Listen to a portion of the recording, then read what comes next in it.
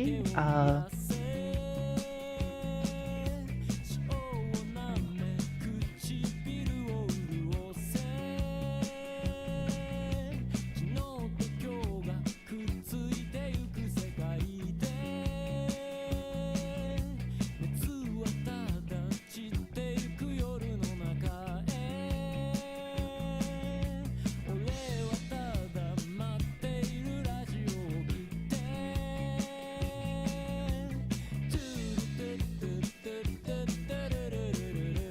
Pulled up the live stream. Looks good on this end. Hell yeah.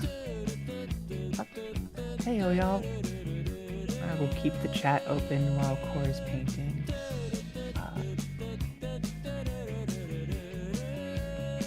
Just put y'all over here. Putting chat in the corner. Cool. You putting them in a little cage. Yeah. They So might you get a can bit put a rowdy. blanket over top and put them to sleep. Yeah, just. I'm sure they'll be fine. How are y'all doing? What's happening? You know, I was gonna say that that's interesting that dogs, like, you can do that with dogs, but I'm like, you know what, if I was in a cage and someone put a blanket over the top, I probably would just say fuck it and go to sleep too. Like, what else are you gonna do? Yeah. Yeah, I mean, I doubt they actually think it's night out, but it's something to do. I think it depends. Like if you put someone in like a kennel and they like never mind. I'm sure there's people who do that, and I'm not gonna kink shame.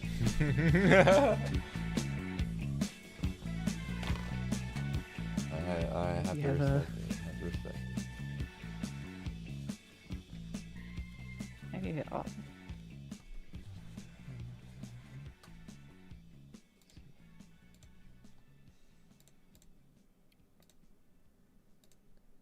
Maybe I've made enough of these at this point that I have to check to make sure I'm not about to do a pattern that I already did.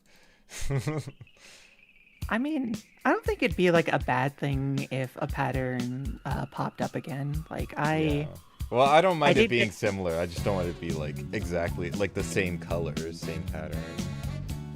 Oh yeah, that's understandable. Yeah, I mean, even so, like if there are things that are similar, I can always go through and do like some like hue shifting or something. Mm-hmm. Oh. I've done that. More people are popping in. Hello.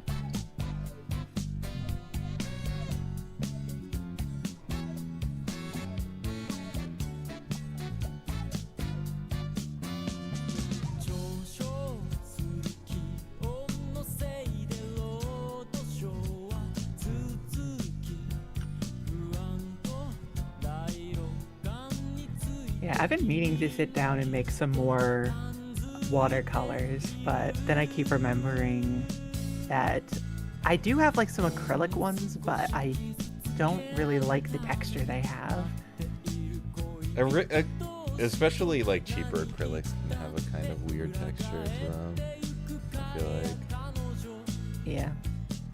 I wonder if it matters if they got frozen, because I think mine have also been like I was frozen today.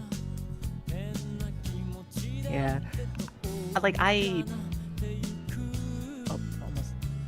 accidentally closed. Oh, your voice is cute. I don't know who that's directed towards, but thank you. If I feel like if anybody's voice is gonna get called cute, it's yours, Cal. Yeah, that's happened. That's happened a couple times. How's everyone's day so far? Mine has been pretty good. I've been doing some storyboard revisions today, and I'm probably going to do some background art later. For now, I'm just kind of chilling with Core while he's, doing watercolor, like it says on the tin, and yeah, I'm just kind of taking it easy right now. And then I might clean up a thumbnail from like a video I might have out in like a month or so. I'd like to make this Calvin and Hobbes thing at some point, but it is. The going to thumbnail take a- is really good. You're really good at making thumbnails for, like, great thumbnails for videos you never make, though. It's a special skill of yours. Yeah, I got it. I have plans this time. I don't know, because like, since I've made some friends who, I've been in like a unique position of making friends who have similar brainworms to me, so we could just like, force each other to like get the stuff done that we're planning, which has been nice. OMG replied to me, I'm amazed. Well, yeah, I can see y'all. I say that like I'm looking like I'm trying to think of like a good analogy here, I'll but be back 1 second. okay. You are stuck with me for a little bit. Oh yeah, we did change the icon for the channel. For context, we have a brief shot in the pilot with this icon, and but everyone thought it was cute, so we're like, oh, we could use this for like the channel icon, and now we have the last kind of stare in. I don't know, I was trying to go for that sort of like fisheye camera look. Or like that thing where it's like, if you've ever seen like a shot in like a movie where someone is like holding their face up to, what is it called? Like, I feel like it's called like the peeper, but I feel like that, you know, that little hole in like hotel room doors. Mm-hmm. The peephole. Or the keyhole. The peephole. That's one of the. Oh, yeah, no, it is the peephole. yeah.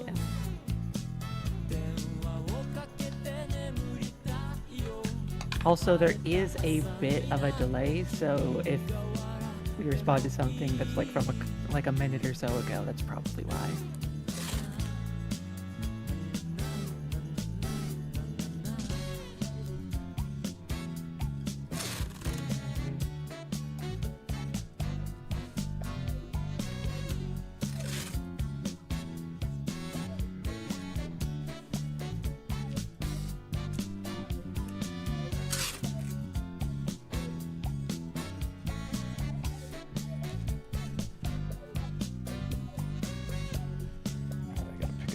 I gotta get through like 10 of these today. Fortunately, once you get a rhythm going, it's pretty easy to like pump them out pretty quickly. It don't really require that much.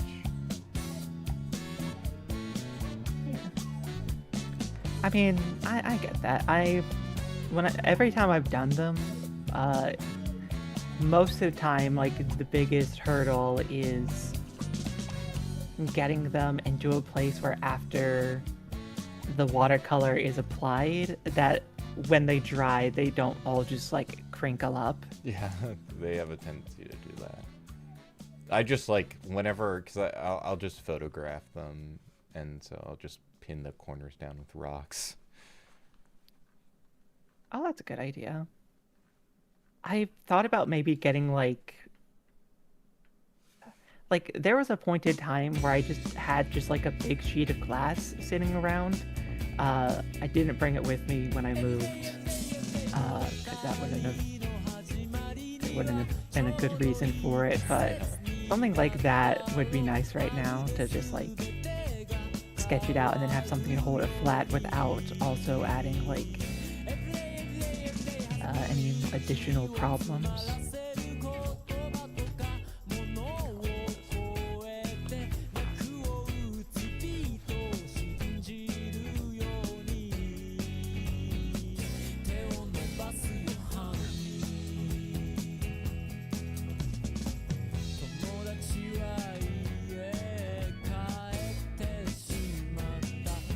Watercolors are very hard to do.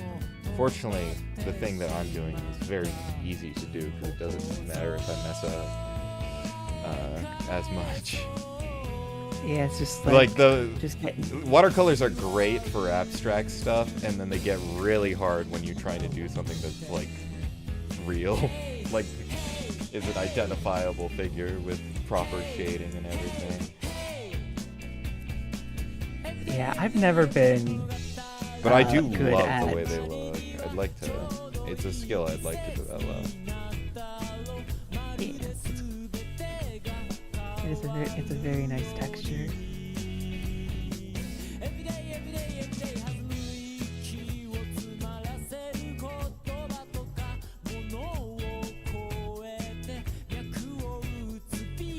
I also wanna. I really wanna. I've never painted with oil paints before. That's something I wanna try. I've tried oil paints a couple times. They're pretty fun. Like I think I have a couple that I got from like Walmart like a couple months ago. My friend is doing a whole portrait with watercolors. He's going great, but I can't imagine being so patient. Ooh. I mean, that sounds exciting. I guess. Well, the thing with watercolors is like once you lay it down, you have to work kind of quickly, but it requires like a lot of planning in terms of like stages that you do things. But I mean, I guess that's just painting in general is that way. I think watercolors may be a little less forgiving because you can't just like blot over stuff as easily. But that's just like something with paint, like physical paint. It's like, yeah, you're literally putting matter onto more matter, so you have to consider that factor. Yeah.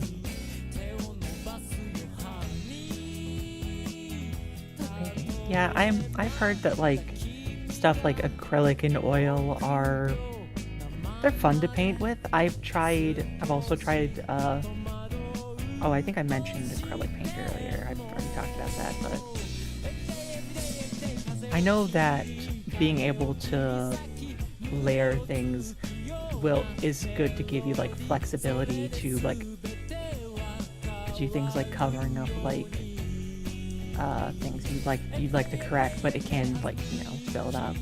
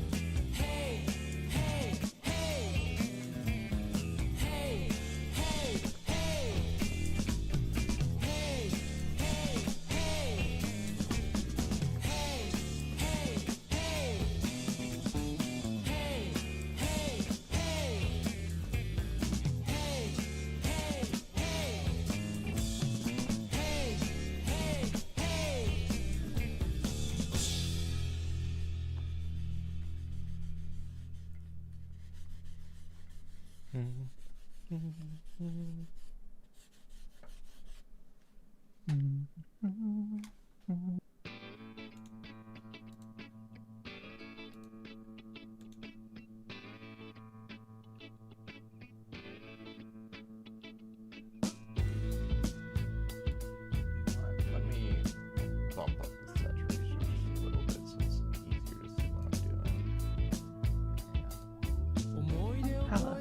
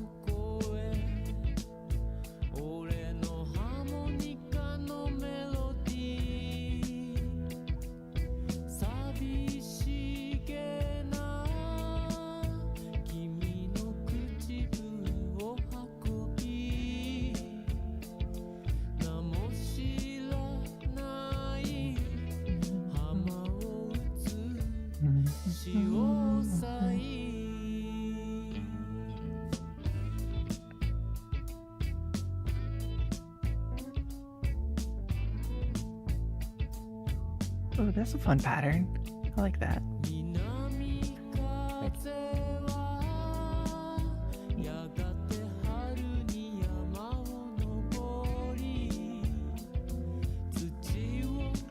I like stuff that feels very like branch Yeah, like kind of that kind of thing where it's like you can just sort of like kind of follow the flow of it. Yeah. And it's like maybe did I? Which is something I feel like I'm starting to realize is that in terms of art, like it's kind of like the forms that we find appealing are like forms that look natural. Yeah. Like because I feel like I tend to overthink stuff, but like legitimately, like if you're drawing like a character and you're putting lines that feel like you're letting gravity sort of follow, like look more appealing than if you try and like sit there and squiggle out every pixel of it, you know, because it has like a sense of flow, gravity to it. Yeah, like there's a like I guess like that idea of like flow is a good descriptor. Like something I've been thinking about is like the ways or like I guess just trying to figure out how to define what people find appealing, because a lot of times I feel like people put the kind of the cart before the horse in a way where if I point out something like a structure that forms a lot in nature is that sort of people call it the golden ratio. What is it called? Yeah, I know what you're talking about. But not it's like the golden ratio? like the Fibonacci spiral, Oh, but yeah, people yeah. also call it like the golden ratio. It's this pattern that shows up a lot in nature, and then people, when they noticed this pattern, started to then go like, okay, in order to make things that look appealing, or in order for something to be appealing, it must adhere to this. When it's like, it's the descriptor that we came up with. Yeah. Well, it's like it looks appealing because we're like drawn to things that look familiar or like that seem to follow rules, and it's like there's like certain, you know, rules that living organisms follow when they develop, like the way atoms and everything works as it develops. So it's like when we see something that sort of follows that, I think it feels satisfying. Yeah. Someone wrote, reminds me of the time I painted a winter landscape in art class and put salt on it to get some cool snowy effects. That sounds really cool. That's really cool. Like, I almost feel like, yeah, I guess salt makes sense. It's something where it's like, depending on when you put it on there, it wouldn't like fully absorb in, but it would just kind of like adhere towards the end there. I mean, I've seen some like sand painting is really cool. I've seen some paintings where it was like acrylic. They used acrylic and sand, so the sand would bind to the paint. It was a very cool texture.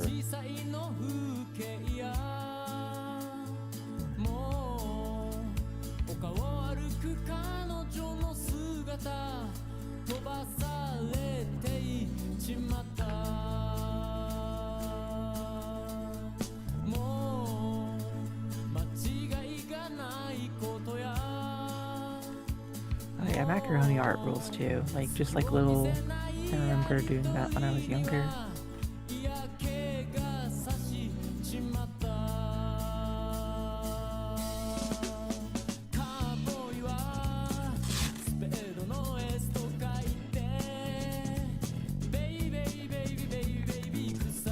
Who would ever come up with that? I feel like macaroni art, it's like a product of circumstance. Like, I don't know. But we need to make Like, something. Well, what the hell do we have? I got the macaroni. We got glue.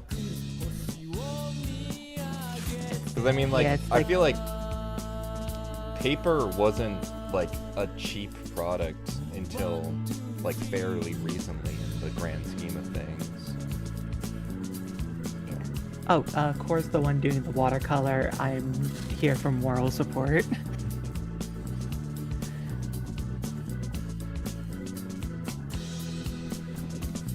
Art is so fun when you just let loose and start doing some wacky stuff. Like, yeah, like something that I've really enjoyed about working on this project is how often, like, while it is like a job, but it's also it's in the sense that like there's some expectation of deadlines being met, and I mean not in like a rigid way, but just like, you know, like we're relentless, you know. It's brutal. I can't make a Google Doc joke. I'm not doing that. But it's just like how often we've just been able to do things just for fun. Like it's nice to be able to kind of have that space to sort of have that kind of fun in that creative process.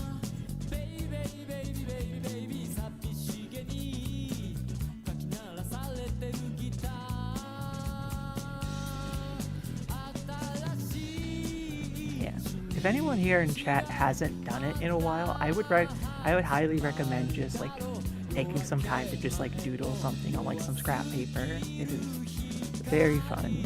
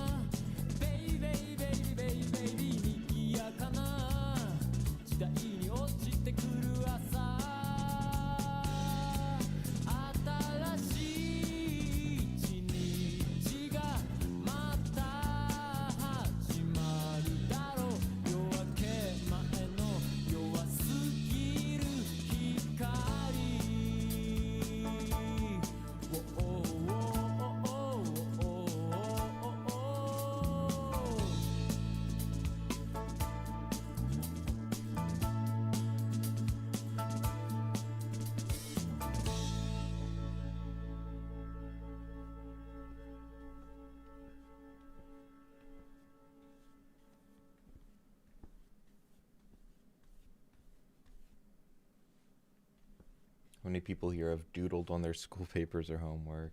Oh, that's relentless.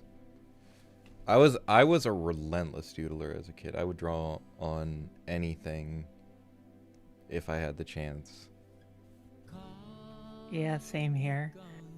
A lot of times I would I would try to like back when I used to like when like I would get like dragged to like a wedding or like church or Yeah. like just anywhere where I had to like sit and sort of just be still for a while, I would just find anything I could doodle on, and that would be like that would be just my little zone for however long we were there. It's honestly, respect the doodler. It's a vibe. Actually, it's funny because yeah, when I'd go to church, I would I would take, because I'd have like you were supposed to take like notes or whatever. I'd have a little notebook, and I would draw notes. I would draw notes that in like illustration form, like, but I would make it like related to like what they were talking about, so that I could get away with drawing. Because my mom would be like, "Stop drawing during church," and I'm like, "No, but it's like, but it's notes. I'm making notes. It's related to it. Please let me draw. I want to draw." If it's either that or I actually have to. Never mind. I'm not gonna. I was about to start doing. I was trying to figure out how to like make like a joking like. I don't want to sound like one of those like atheist channels, because Maybe more people should. it depends. Where there is paper and pen, there will be art. Hell yeah. And even where there isn't, if you're resourceful. Where there's blood, there's art. There's potential. You know? Anything's ink if you really believe in yourself. So true, bestie.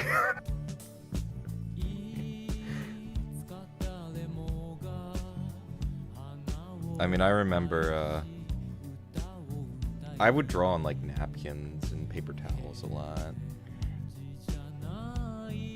Yeah, I think I tried doing that too.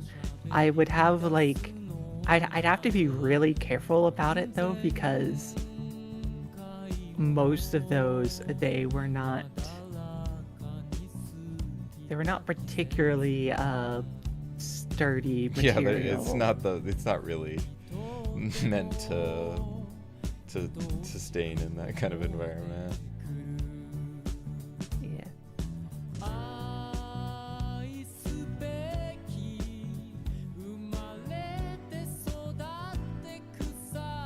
You should go back to making cave paintings. You're so I mean, right. is that You not? should. That's basically what graffiti is. Oh, I mean, I guess like I feel like it depends. Like something I'd love, I'd like. I mean, the most like common thing in cave paintings, I'm pretty sure, is a handprint, if I remember right. Yeah. Which is basically, that's like your tag, basically. Yeah, there'd also be lots of, if Google Images is reliable, which I am going to take with a grain of salt. It just looking at just like the results for cave paintings. Something I find really interesting are the times where it's like a painting is made specifically by like either scraping away the surface or making like a silhouette, because I think it was less that there were handprints, and more there were like hand outlines. So maybe it actually is closer to spray paint than I was thinking, because they'd like Trace around you'd have it. to like spray. Yeah, you just like spray over your hand, and then like silhouette is there. There is some really beautiful cave paintings though. Like some of the ones I've seen are pictures of are like really gorgeous. I also think it's kind of interesting. There's not that many like cave paintings of people in terms of like extant cave paintings, but there's a lot of animals and like handprints. Yeah. Not a lot of I mean, caricature artists back in the day, it seems. I guess it depends on what their priorities were, because I'm curious like how much of it was like, and I guess these are things that I can read about, but like how much of it was practical versus like a form of expression. Like, hey, this animal's dangerous. Watch out for it. type of beat. Or like here's like a technique that works. I'm gonna see if I can find like specifically. I'm gonna see if I can find like. I mean, it wouldn't paintings. surprise me if it was a little bit of both, because like art has existed in like that sort of mixture of like obviously being partially entertainment but also serving some function for like a long time. Yeah. I mean, like looking at all the like, I mean, a lot of art was just connected to the church, so it served the function of the church. But I mean, obviously also it was fucking art that people liked looking at, that was cool. Yeah. Oh, this is fun. I'll link this in the chat, because why not? I just googled just real cave paintings, and this is one of the top results. There's some cool stuff here. Like it's like one of the first ones is just like the most bare looking bear.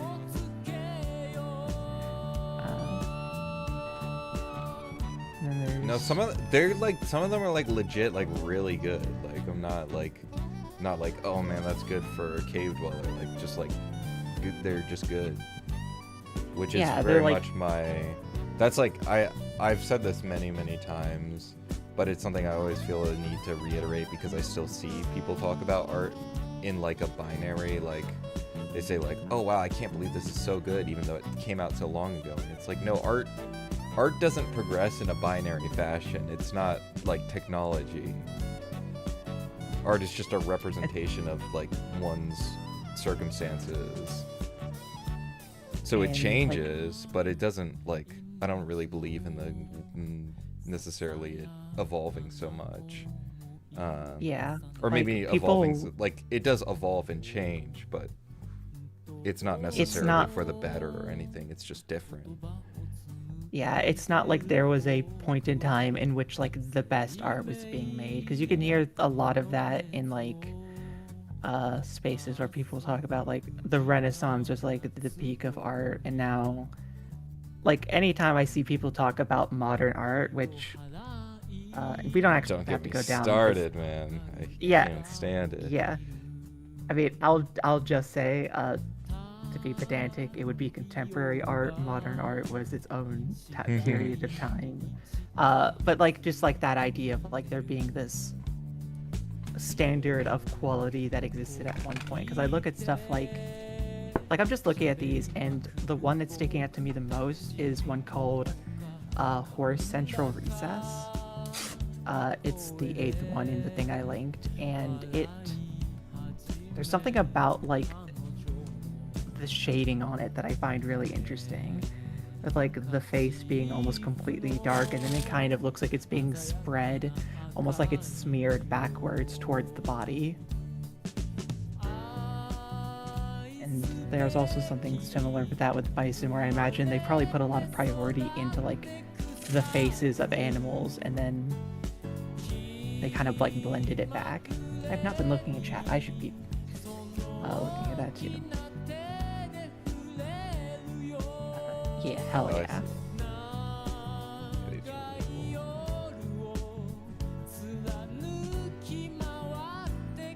I'm gonna mute and be right It's kind of insane. Yeah, these are so like just looking at some of these and being like, yeah, this is from like 30,000 years ago. Look at this drawing of a horse from 30,000 years ago. Yeah, and I guess like I mean, I guess I'll say this and then I'll be right back, but there's this, I think art is one of those things that sort of, it isn't like bound to like a standard of quality, but instead it's the natural result of the skills that people developed like in order to like communicate and like cooperate. Is you need to be able to describe something to communicate it, and once you have that description, then you can begin like depicting it, because it's easier to write something down than explain it verbally each time you want to talk about it. But I'll be right back. 1 second.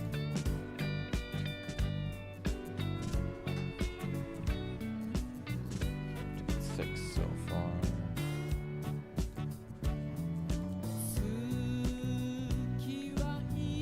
Do you guys do streams often? First time here, and I like the vibe. We haven't been doing streams very often, but I'm going to try to stream here more often. Particularly, I'm realizing this because I'm very much like, I hate giving away too much.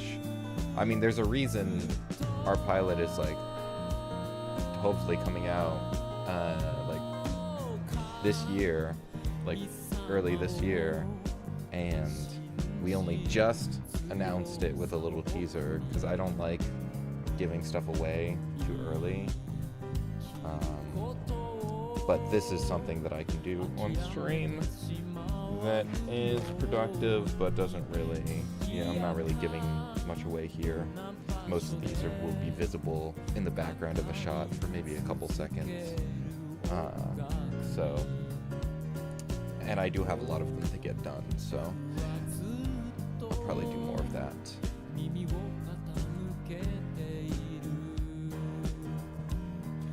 Yeah, we used to stream more regularly here, but just been, just life. Life happens.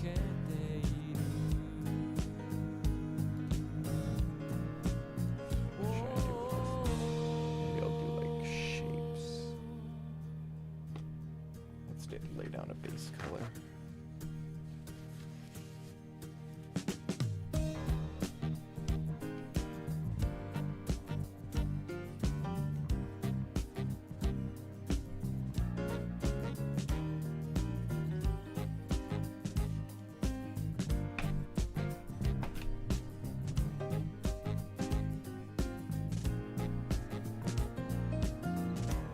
Generally so excited for the pilot. Thank you. I am too. I'm very excited. I definitely I feel like you always have a concept for it, but it makes I have so much more respect and appreciation for everyone that's ever made an animated show, movie, short, anything, because I feel like it really does, particularly in the sense of not only creating a project but working under deadlines, managing a team.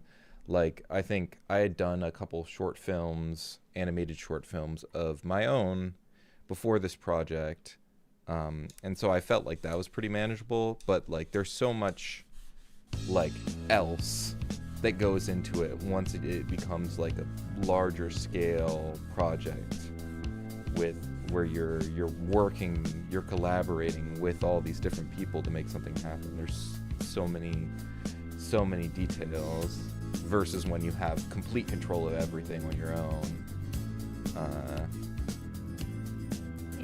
Also, I'm back. Hi. Hey. Yeah, we won't have any spoilers for anything coming up, so no worries there. Yeah, no, I was talking about how like I'm doing this because generally I don't stream much here because I don't want to do anything that might be a spoiler. I think I've managed to keep things, I think no, I'm not going to say I think. I know I've kept things spoiler-free, because if anything did happen that would count as a spoiler, I probably would have taken the VOD down, just to be safe. Well, also, I feel like most people won't notice. Like, that's the one thing where I'm like, I say like I don't want to do it, and that's like a personal thing, but also I don't think it actually matters that much, because I've seen other people doing work in progress stuff where they're showing full things, and by the time it comes out, I don't remember that at all. Like, it really doesn't affect like I see it as the whole thing, so I don't think it's that important, but I do try and avoid it. Oh, my I can't say this. There is going to be music in it that Core has written. Yeah, I wrote 2 songs for the pilot.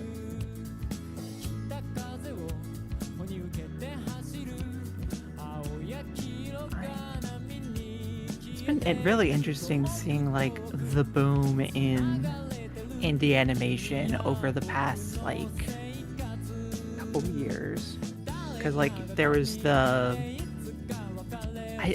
not gonna like point to any one thing as like the start of it, because I think it's always been present on YouTube, but like It's definitely recently like I mean, I really think it's just like the very recent explosion is, one, we have proved market, like Glitch has shown that there's a big market that can be tapped into, like between Glitch and Busy.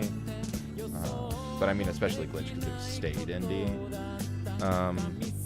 But it's also the fact that like they're like in the industry, they're just not making anything. So you have a lot of artists with a lot of fucking free time.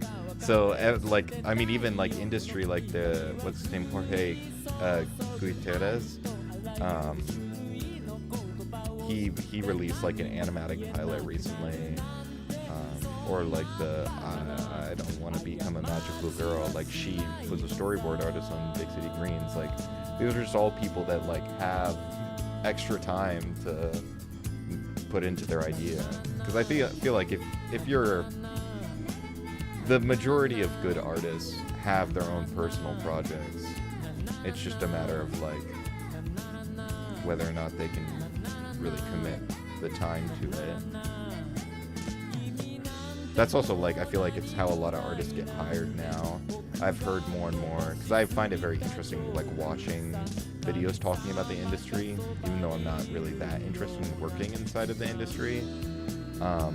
And something that comes up a lot is that they're always like, make sure you have like your own personal work, because they want to see that. Like they don't just want to see studies. Like they want to see that you have like a personal artistic vision that they're going to hire you for.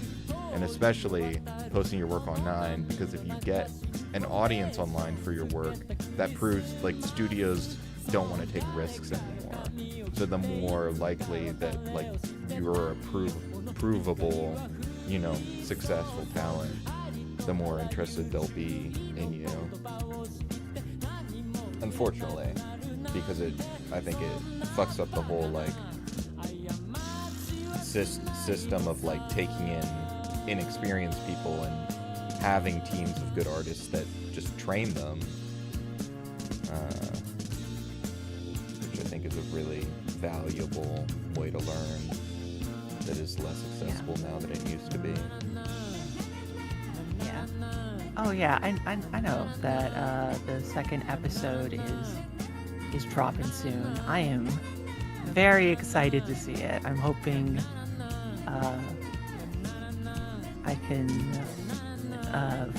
find more material to draw up art of the teacher and Lady Devoid, because they are two very good characters, and it is something I was not surprised to see Kiana put into it, given they were also very popular for their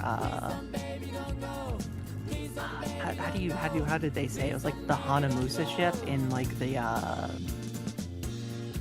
Pokemon fandom. But yeah, also I just really like seeing the work that they do, so it's exciting to see more of it.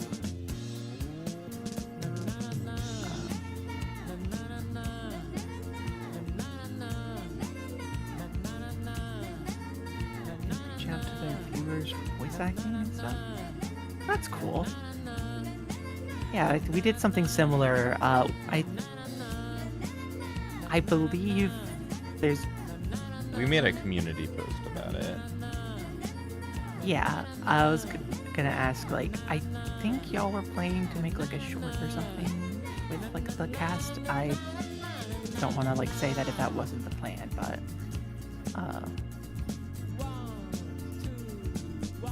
Sorry, could you say that again?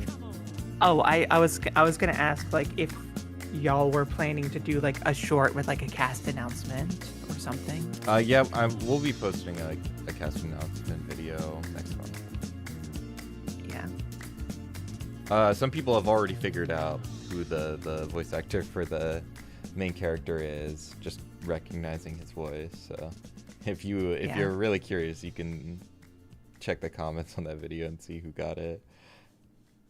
Yeah. I mean, I don't think there's any need to be like coy about it. I just don't. I am like kind of sitting here being like, I remember one of their names, but I'd want to like if I did rattle them off, I'd want to say the others, and I do not remember. I wasn't as involved in like the casting. I have heard all of the lines, of course, since I'm doing like board revisions and stuff, and they're all very good, but yeah. I'm not quite on top of some of all of the details. Who is your favorite Has-Been Hotel character? Okay, so I have not watched Has-Been Hotel. I know that Jack and Core have, because they did it for Milk, but I like the snake guy. I think his name was like, yeah, I like Serpentious. He's kind of pathetic in a way I like.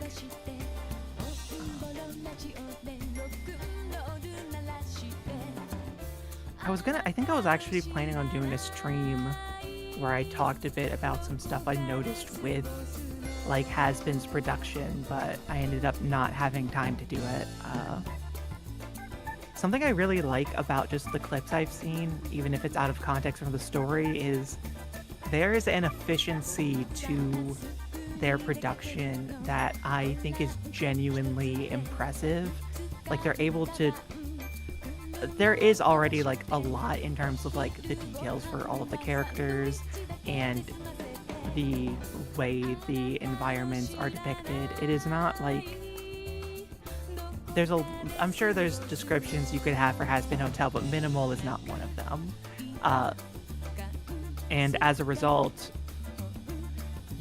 like if you're going into it looking for not compromises, but the areas that don't require your attention, you can start to notice where like different features are either being like reused or being like reintegrated, or where like an attention to continuity isn't prioritized.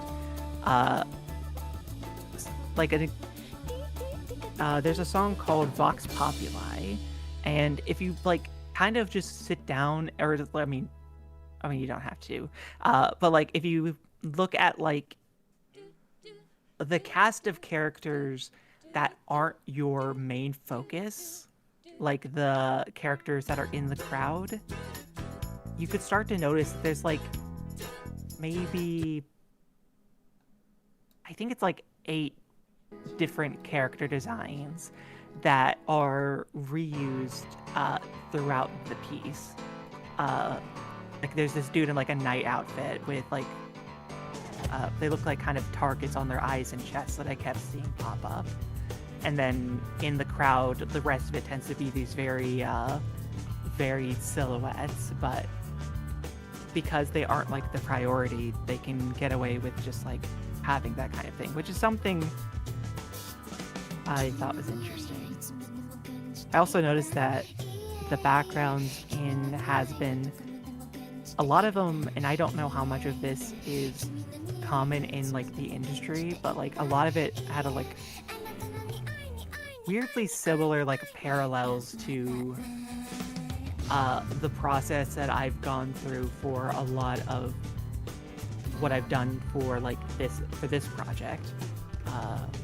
If you look in like some of the earlier VODs, you can see some examples of the work I've been doing there.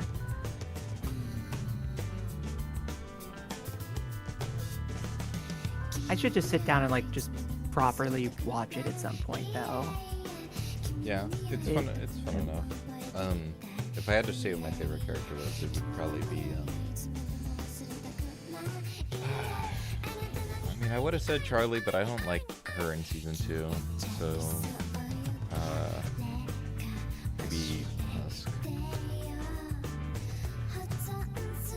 that's... I forget his name.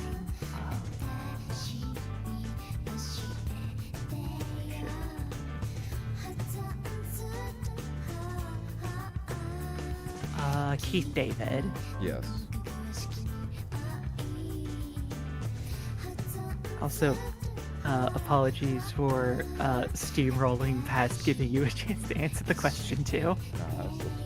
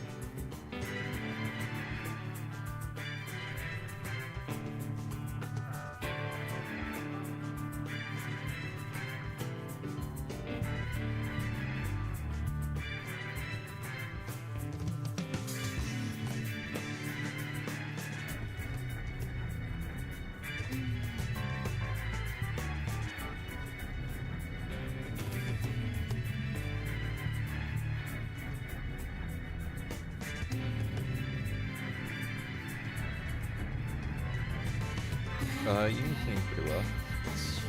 Use some French now. Bit of a time difference.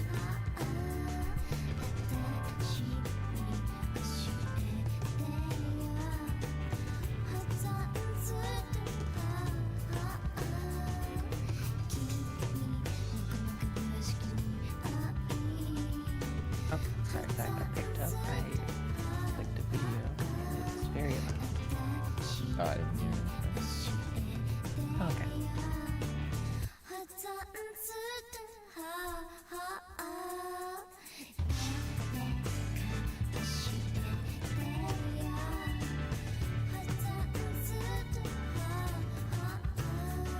Favorite medium?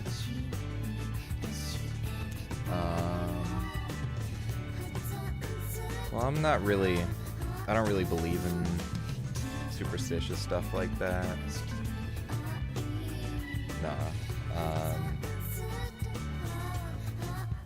Probably, I don't know, pencil and paper.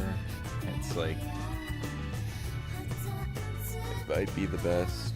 It might be just the goat, to be honest. Simple, but it's great.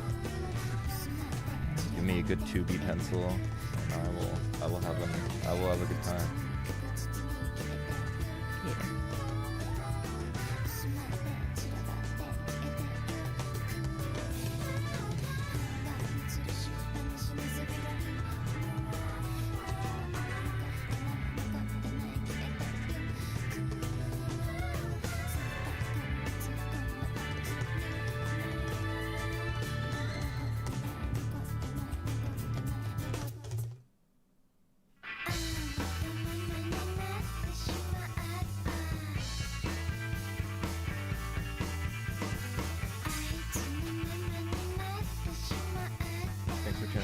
What is the song?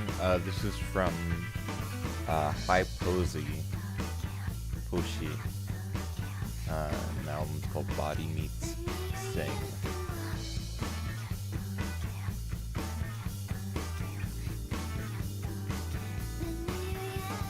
I could post a video. What should I post?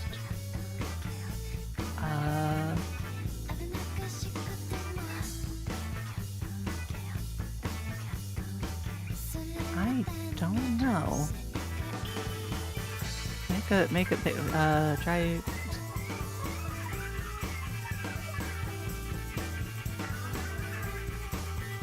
I'm not good at this. Also, good night to you.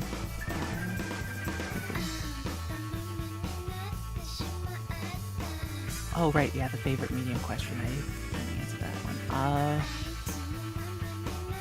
I like digital. Like, it's the one I think I've gotten the most used to. It has like the most flexibility. It's not one I guess I guess I would call it my favorite because that's kind of my default most days, but It's definitely the one that I use the most also. yeah, I'm not gonna turn my nose up at some pencil and paper doodling. I mean, digital is just like unspeakably convenient. You know? It's just so easy. You know? There's a reason everybody made a Switch. It's so much faster. Yeah, like I do wish I did more just like traditional art because I feel like a lot of times I am not giving myself like the space to, cause like it's like I like digital, but a lot of times I feel like when I do digital art, it's hard to do it like casually. Yeah. I always feel like if I'm starting something, it has to be like a project that should be finished, even though. But That's something I feel like I've come to realize is like it's a real like I feel like I started improving a lot when I started practicing with physical tools. Like there was a point a couple years ago where I was like, I really want to get better at drawing, so I just like started working in a sketchbook and doing a lot of like drawing and stuff. And I feel like it's because like you really have to like not care about it in a way that makes you like work faster and be less afraid to like experiment, try things out. And I also it forces you to get used to not relying on like the crutches. You know, you can't sit there and control the one line a million times. You have to just like make a decision and commit to it and like follow through on it.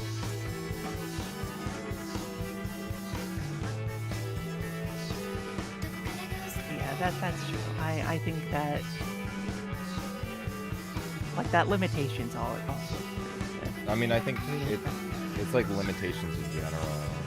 'Cause, I mean, that's the same thing I find with like, it's like people are like, why like VFX like looking bad or not like pleasant in modern movies, where it's like technically speaking, like in terms of the technology, like what we're capable of executing is far beyond anything that they could have imagined in like movies from like the 70s, 80s, 90s, but because it was so much harder, they had to plan way more. Like they really, every VFX shot, there'd be maybe 10 of them in the whole movie instead of like 400, and they had to sit there and really map everything out, have like a plan of action and unique approach for each shot to get the best possible result.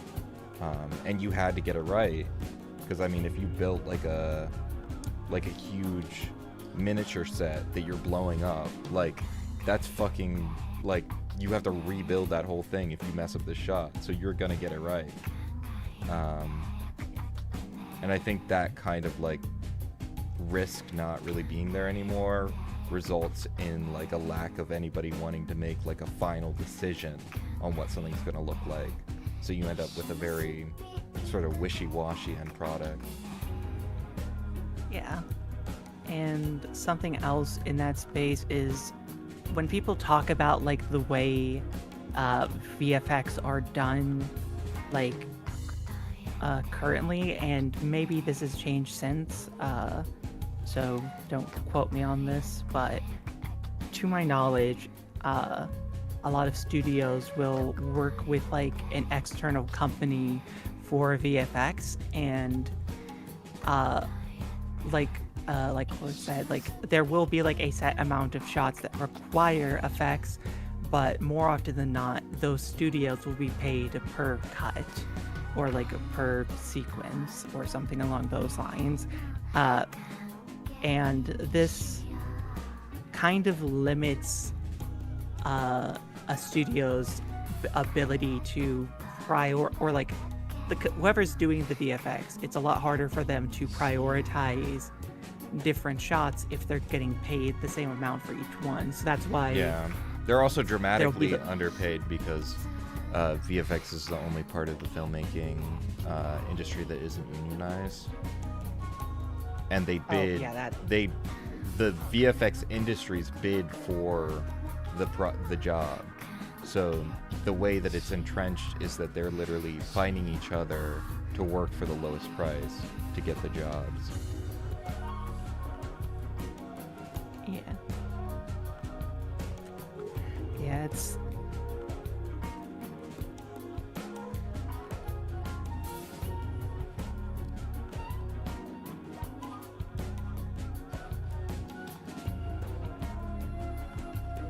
Is this good?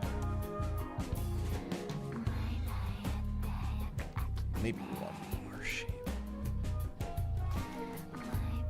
I've never seen Digital Circus. What is it like? Digital Circus is... It is... I don't know how to describe it. It is a lot of people they're in a very confusing, sort of emotionally turbulent space that is also very goofy, and that contrast leads to a lot of interesting moments. I don't know. I guess that would be like my description. It's like this sort of mix of goofy and harrowing in a way that I found not quite as compelling at the start, but with like the most recent episode, I feel like it's gotten my attention in an interesting way. I would recommend it. The first pilot episode, you can really kind of notice the limitations compared to what happened after they got a boatload of cash from it, and were able to, like, there's a noticeable just jump in the rendering quality after episode 1. I also think that, like, Digital Circus is just, like, more so than any other pilot, like, indie pilot I've seen. I feel like it really feels like a product of, like, the current culture and, like, where it is. Like, I feel like Digital Circus makes sense on YouTube in a very, like, specific way. There's just a lot about, like, the visual language of the show and its influences and stuff that I think taps into what's, like, relevant culturally right now, which is part of why it's very popular in a way that I think is interesting. I also think it's one that succeeded in a way that is, like, to my knowledge, and again, maybe I'm not entirely right, I remember seeing this in, like, a video that Gooseworks, the creator of Digital Circus, was in, talking about how Glitch at the time was not looking to make 2D animated shows. I mean, right now they're also working with Rubber Ross on Gameovers and Dana Terrace on Knights of Guinevere. But I mean, a lot of that probably came from the success of shows like Digital Circus and feeling more comfortable reaching out to other creators to pitch projects that were being developed over the 2 years that Digital Circus was also being worked on.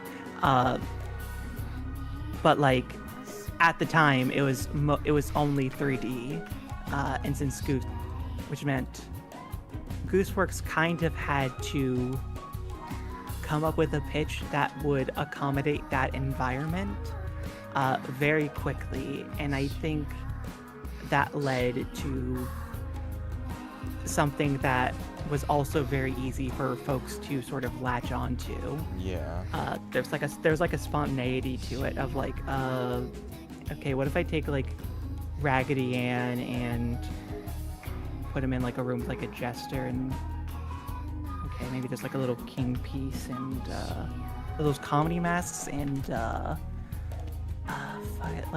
I mean, there's a lot of, like, influence from, like, that kind of, like, old I mean, that's why I think it's like very relevant to like the modern age in terms of like it's just this visual style that's very like heavily influenced by like sort of old computer and CG rendering, like that look, which is like something that like we can only really start being nostalgic for now. Like I feel like in a similar vein as like the rise of nostalgia for like the Fruitager Arrow kind of style, where it's like the 2000s early, you know, text style that was like seen as being gaudy and not that appealing for a while is now becoming something that people long for. Yeah. Also, hi, I just realized that this is Shockwave Animation in the chat. I excited to see what y'all are doing with the Lacey and webisodes. Oh yeah. I just that's really cool. I've been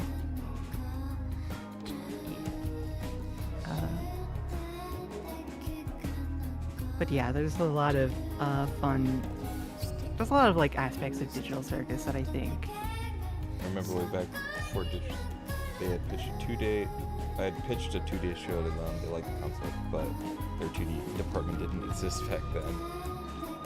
Yeah, it's pretty crazy how quickly they build up the pipeline. Well, I mean, I imagine all of this has been in the works for God knows how long, because like the amount of the amount of like time. Like I'm impressed that they upload the episodes at the pace that they do with how many new projects they've also announced. Because it might seem like a long time to have like 2 months an episode, but that's really not a long time at all. That's really not very long. Yeah. Like and we've been at this for like, what has it been like? It's been a little more than like 2 years at this point. I mean, I say 2 years. I think it depends on. We started it in January 2024. Yeah. Though I mean, obviously, we didn't go into like full there's a pre-production phase, which, to be honest, we should have spent longer in pre-production. But you know, I feel like it's a very common mistake to make is rushing the pre-production phase. Yeah. But that's like the number one thing I would take into like an episode 2 or a future product would just be spending longer in pre-production. Yeah. Like looking back, like I feel like, I mean, I was in kind of in a position of like doing like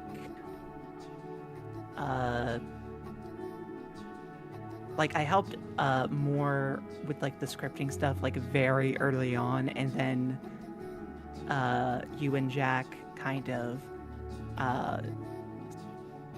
took more of the reins in that area, and I focused more on like the character design stuff. And looking back, like I do wish I had maybe like, I don't know, like talked about it with y'all more. I think it, like what we have is solid, but like I do feel like I kind of just like, it went from, oh, I'm just gonna like focus in this area to like just kind of, I don't want to say like left y'all hanging, but like I don't know if that's the right word, but I mean, it's just something like that. Good to be in like on the same page, like I mean, that's something. I mean, it's just communication, just having really good lines of communication, because there's plenty of times, and you know, this happens on everything, but I mean, ultimately the goal is to try and like minimize it as much as possible, where, you know, there's a lapse in communication, so there's a mistake or, you know, something that needs to be corrected. And I mean, that's just part of the process. You wouldn't need a director if everything was done right the first time, because that's, to be honest, that's like 90% of the job of directing, is just being like, oh, actually this part isn't right. You know, that's like I feel like so much of like what it is. I've seen like I can't remember who it was. It was an animator turned director who was talking about how like directing in a way. I think it might have been Pete Docter. I can't remember.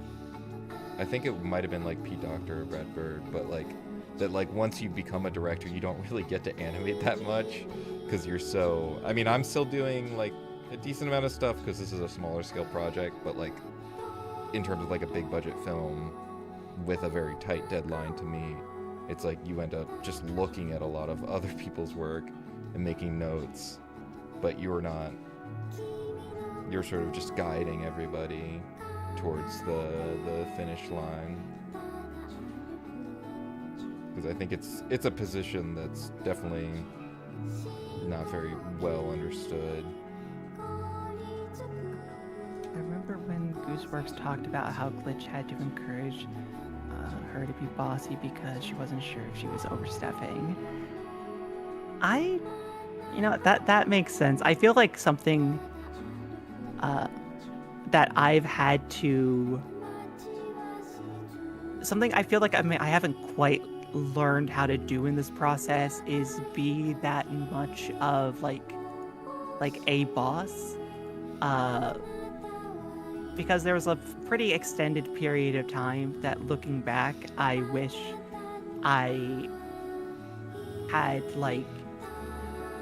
I had been more willing to like assign things to people, because there's like a several month period of this where there's a lot of backgrounds that needed to be done, but when they weren't like painted ones like the ones Core was doing, a lot of them were pretty either minimal or I guess like kind of low priority ones that I still like made sure were like to like a standard I was happy with, but just ones where it's like, would it be easier for me to try to communicate this idea to someone else or make someone do something boring if I could just kind of lock in and get it done? And that ended up being like my thought process for like several months of like, okay, I don't really need to ask someone else to do this, so I'll just do it. Or this is boring, I don't want to make someone else do this, I'll just cover it.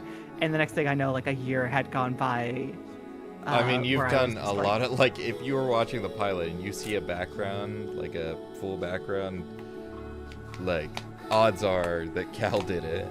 You've done the vast majority. We've had some additional work done, but you've done a lot. I do want to give. So. Yeah, I do want to make sure the other folks get credit too. Dora and Alyssa have been.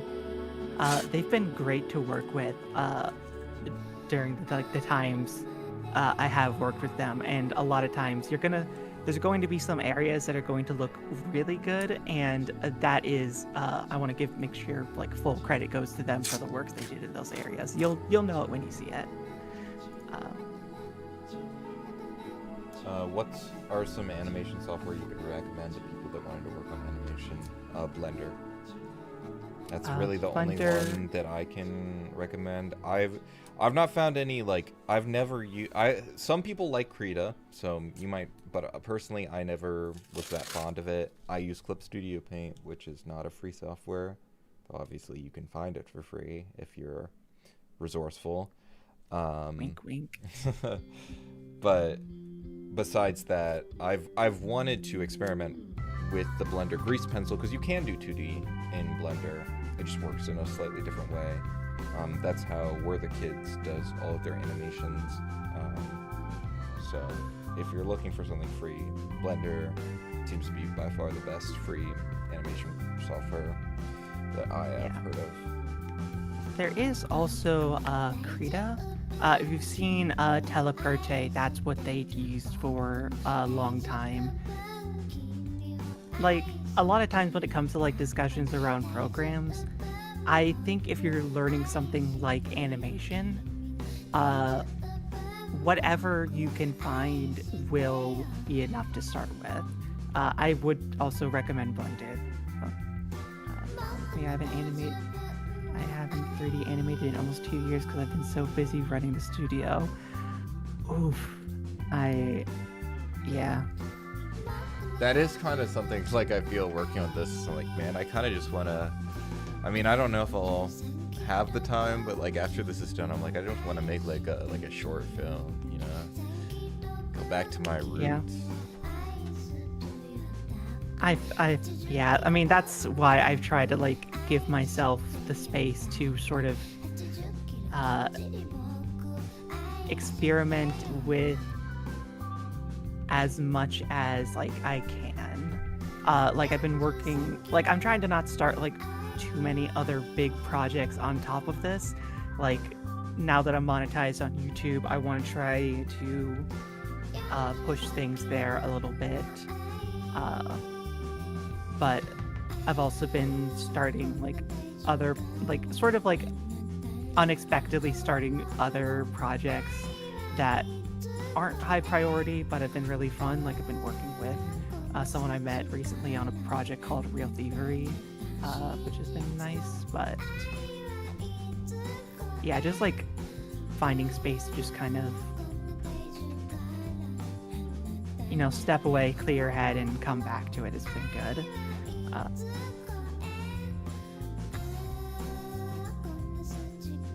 Copyright claim is bullcrap. Yeah, that's never fun.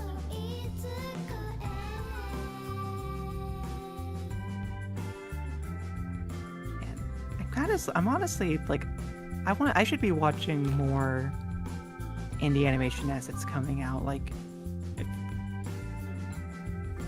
because I know we did like a stream a while back watching some, but yeah, I mean, I watched a pretty cool short film / pilot thing called Narrows. It's not even, I don't even think it came out recently. It was just in my recommended, and I saw a frog in the thumbnail, so I watched it. That was really cool because it used 3D for the background art in a really like cool way that I thought was something I might want to experiment with myself. But I will say, I don't know if you can relate to this, but like, I mean, working on animation, and then I mean also I also watch a lot of it just for my channel. It's hard to really want to watch that much of it in my free personal time. I feel that. Do something I mean, different. like,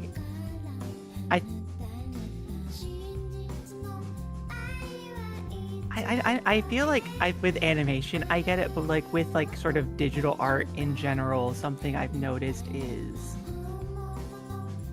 like I don't get like burned out engaging with it, which I know isn't the right term, but just like I don't really get like, I mean, no, I think that's a good, like, consuming art does require mental labor. That's why it's easier to like brain rot scroll than it is to watch a movie. Like, it requires a level of mental labor. yeah. So I think that's a fair way to put it. Yeah, like that like idea of like mental labor is something I think I've gotten better at like managing it recently. Like I realized like probably later than I should have, but like I tend to do better work in smaller bursts rather than like longer like periods of time.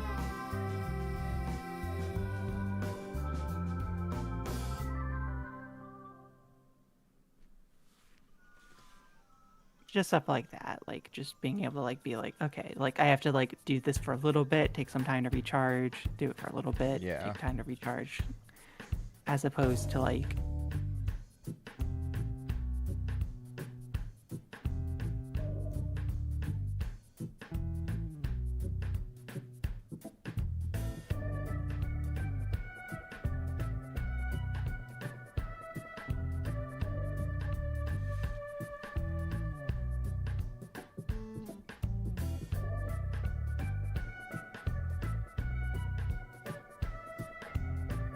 AC/DC or Black Sabbath. I really don't have an opinion on either of those bands. I'm sorry. I'm more of a Beatles guy.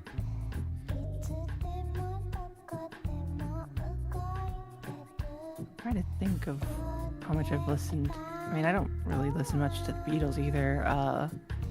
AC/DC. Or Geese. I've been listening to Geese lately. They're good. Yes, AC/DC. Like between the two, like at the very least, what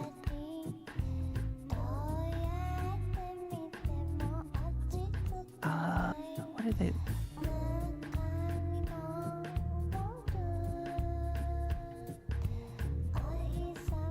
I don't remember enough about AC/DC to say conclusively, but of the two, they're at least one I know about.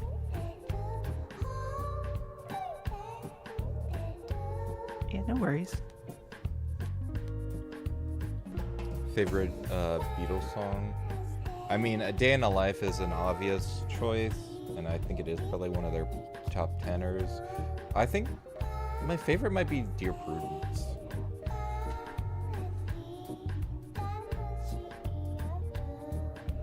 I want to say Octopus's Garden is a joke, but I really like Getting Better. That's another one that I'm very fond of.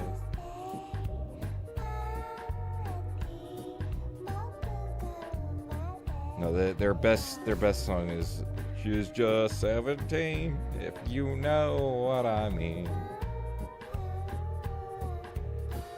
That's the paragon of their artistic achievement. yeah. Damn, people just got away with that shit back then. Jesus.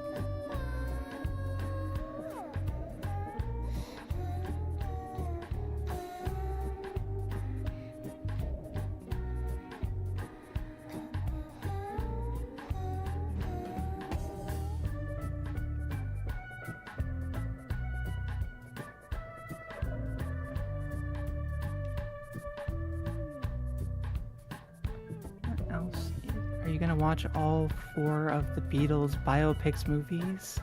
Yes, but I won't be happy about it.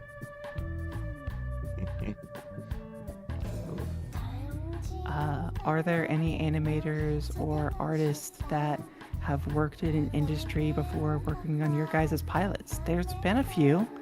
I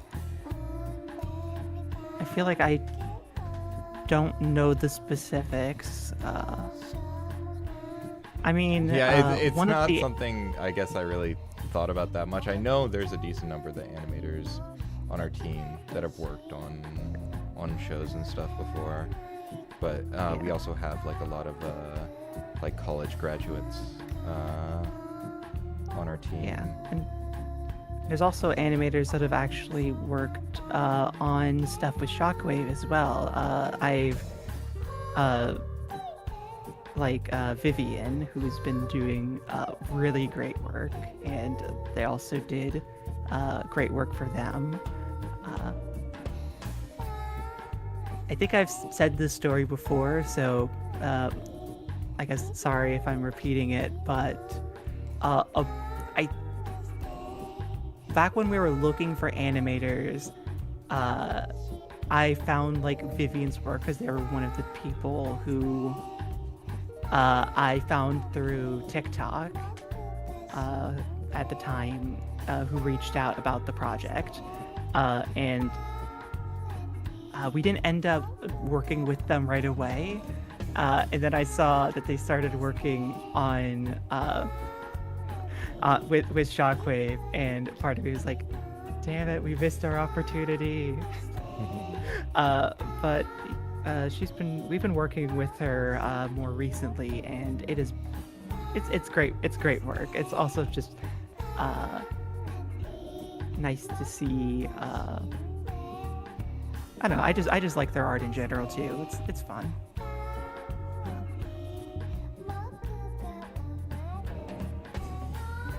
Yeah, I'm very excited for this to see what they were cooking up in I Want to Eat Your Guts.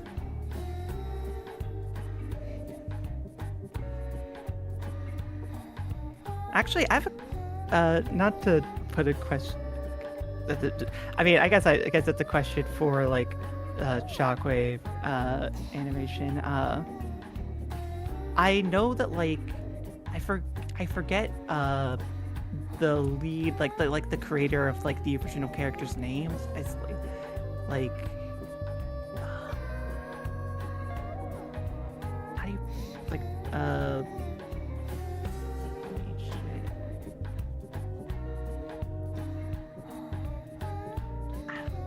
I can't remember their name, but like the person who developed the characters, I know that they've been going through like redesigns over like the past couple months. Has that like affected anything in like the sort of like pipeline for animation, or is that something that y'all were able to like account for? Because like a year ago they were a lot like them. Sorry about that. I am really bad with names. That's why I've been trying to avoid saying too many of them, because if I do, they will probably be wrong. But yeah, like I've noticed that like the character designs have shifted a bit in like their art, and I was curious if that like had much of an effect on anything.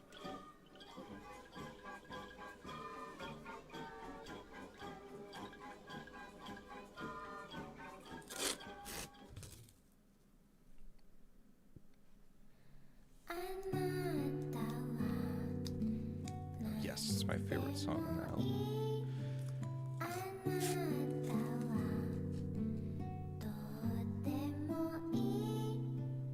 Oh, it's pronounced Brujo. Okay, I think. Can't roll my R's, but yeah. We Brujo don't talk art. about Brujo. We actually had to stop redesigning the characters because it kept delaying the production. The opening we're working on right now has their designs from like a few months ago. Yeah, I imagine that would be the case. I do like the structure of the redesigns, but I also understand how like I saw that and like I was just kind of thinking back to like the earlier like character sheets that were posted, ones that I think Sunny worked on those, right? But yeah, like that's something we ran into kind of a similar thing of like I had some initial designs and then there's like there were like several times where I was like, okay, we've pinned this down, and I think at least with one character design we ended up having to go back and change things after shots had already been sent out. But at this point I think we've gotten them pinned down to the point where I feel confident about them, and also it's a lot easier to design other characters that like exist within the same space. But yeah, I didn't know. I noticed that. I was like, oh no.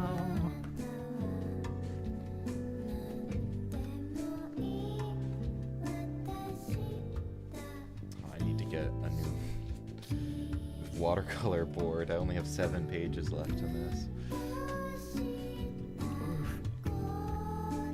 Yeah, I think I have some watercolor paper. Oh, I was gonna look this up like an hour ago. I was gonna look up if they call it the Phil Lord method /J. I looked this up like an hour ago. If like freezing acrylic paint makes it worse. Because It is I a don't shame have- that like Spider-Verse is so good, because it's like it really shouldn't be that good for how raw the production was. It's messed up. Okay, freezing. Okay, my paint is probably messed up because I've Oh yeah, I have because not like the had water molecules would like separate. yeah, like I have Office. because it's winter and I didn't want to spend like a ton on like my electric bill, especially since I just got a PC and this thing's probably uses a lot more power, probably not as much as like I just haven't had like the heating going in my bedroom just so I'm not having like the heating running through like my entire house, since that is like a separate knob for like the heating in that room. And I realized like a while back when I was in there to like put some laundry away, like some water I had left in like a glass had actually frozen in there. And I was just like, probably messed it up a little bit. Stick with them. I'll be right back. Alrighty. Quick. No problem.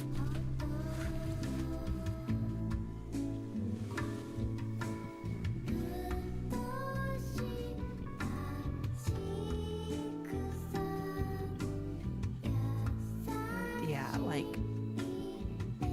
I think most of the,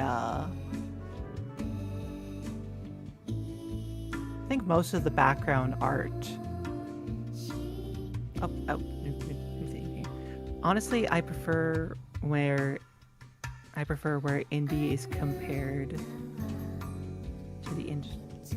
Honestly, I prefer where indie is compared to the industry. Pitching in the industry is kind of exhausting. Prime example is Olin Rogers. I wouldn't wish what happened on him to my worst enemy.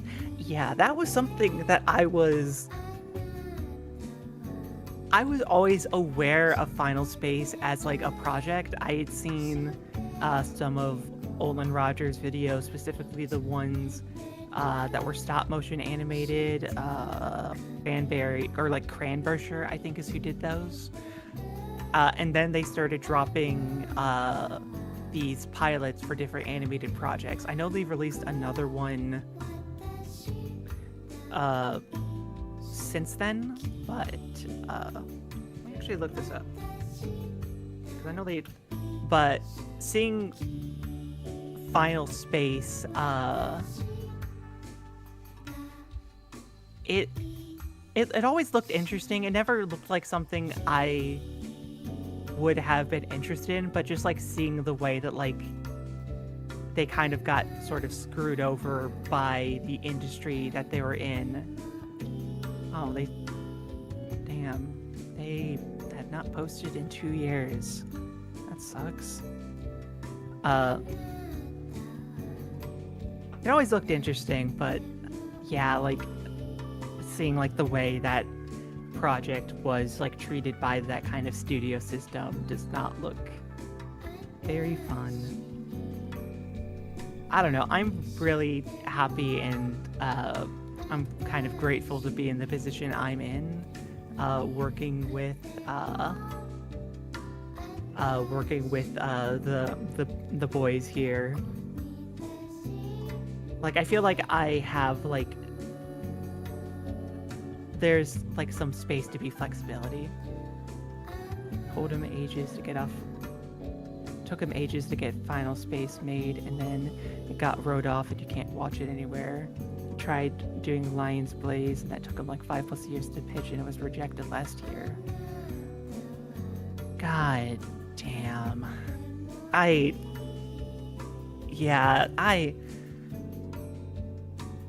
I don't really know how to sort of approach the industry when it comes to that kind of thing. I mean, I'm not really in a position to be like, to act like it's something I would really have that much space to get in, because like I am self-taught for everything, both to my benefit and detriment. But just like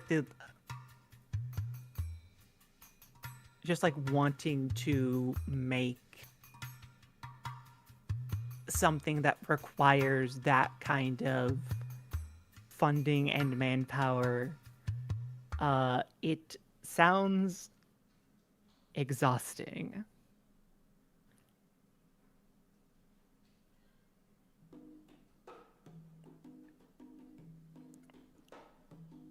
But yeah, like it is, I do think like I am happy to be in like indie spaces, because I feel like even if it isn't as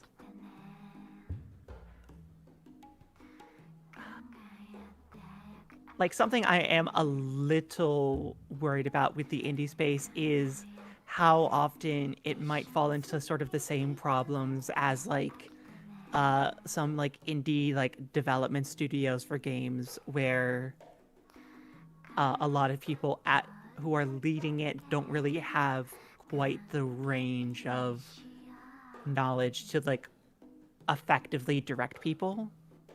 But at the same time, like it does depend. Let me see here. Honestly, nowadays, I just say don't pitch projects you truly care about. Wouldn't say don't pitch.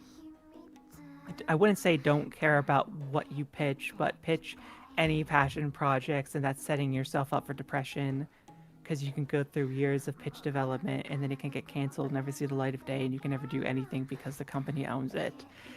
Yeah, I feel that. I am with something like this, it's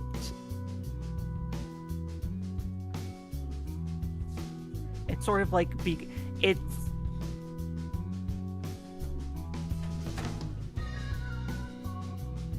like we found our passion in the process. Like at the start, it's like we were just kind of throwing around ideas, trying to see what stuck rather than going into it with like this exact idea for what we wanted. And then our sort of attachment grew as we spent more time with it, as opposed to trying to find like this white whale of a project that I'm back. Sorry. oh you're good. Yeah, like trying to find this like going into this process with like this set in stone goal for what this needs to be in order to be good. Like I think if we had gone into this with like a script that one of us had been sitting on for like a couple years or so before then, it probably wouldn't have gone as smoothly as it has been in terms of like just all of us being able to sort of adapt to the process. Yeah. I mean, part of the reason I did it, like, I wanted to have it be like a new idea, because I came to them with the pitch, was that I was like, I want it to be an idea that I'm interested in or I want to work on, but I don't want it to be something that I've been like really sitting on, because then I'm not going to want to change things. And it's like, but if it's fresh, then you can be flexible with it, like accepting. Like I feel like I went into I don't feel bad if like my original idea isn't like the way things go, because I'm like attached to this project as a process more so than having like one hyper specific vision, which I don't think is a bad way to work on a project necessarily, but it's not right for everything. Like I would say, like the Miyazaki style, I do have a lot of respect and admiration for that kind of workflow, but it doesn't. I think that works better for a TV show, for a movie than a TV show. Sorry. Yeah. But yeah, like I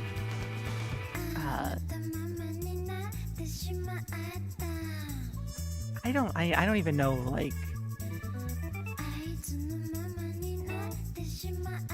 I don't even know how I would go about pitching something, even if I did want to be part of the industry. Like we've had to assemble like a pitch bible just for this project, mostly to like potentially like find funding later on for stuff here. But in general, I feel like most of my ideas are ones that, or I'll just kind of find people with like similar, and I say this lovingly, just kind of like similar brain worms to me in terms of like what we're interested in, and just being able to find people where it's like I can point to something and be like, I would like to do something like this, and they'll be able to like fill in some of those gaps, and I don't know how to do that in like an industry setting. But I Yeah, I don't know for sure. I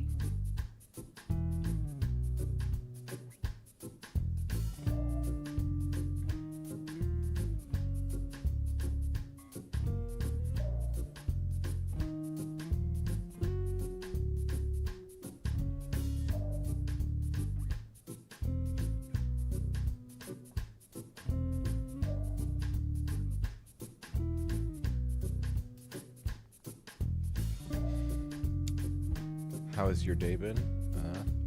It's been pretty good, I guess. I've just been working on this.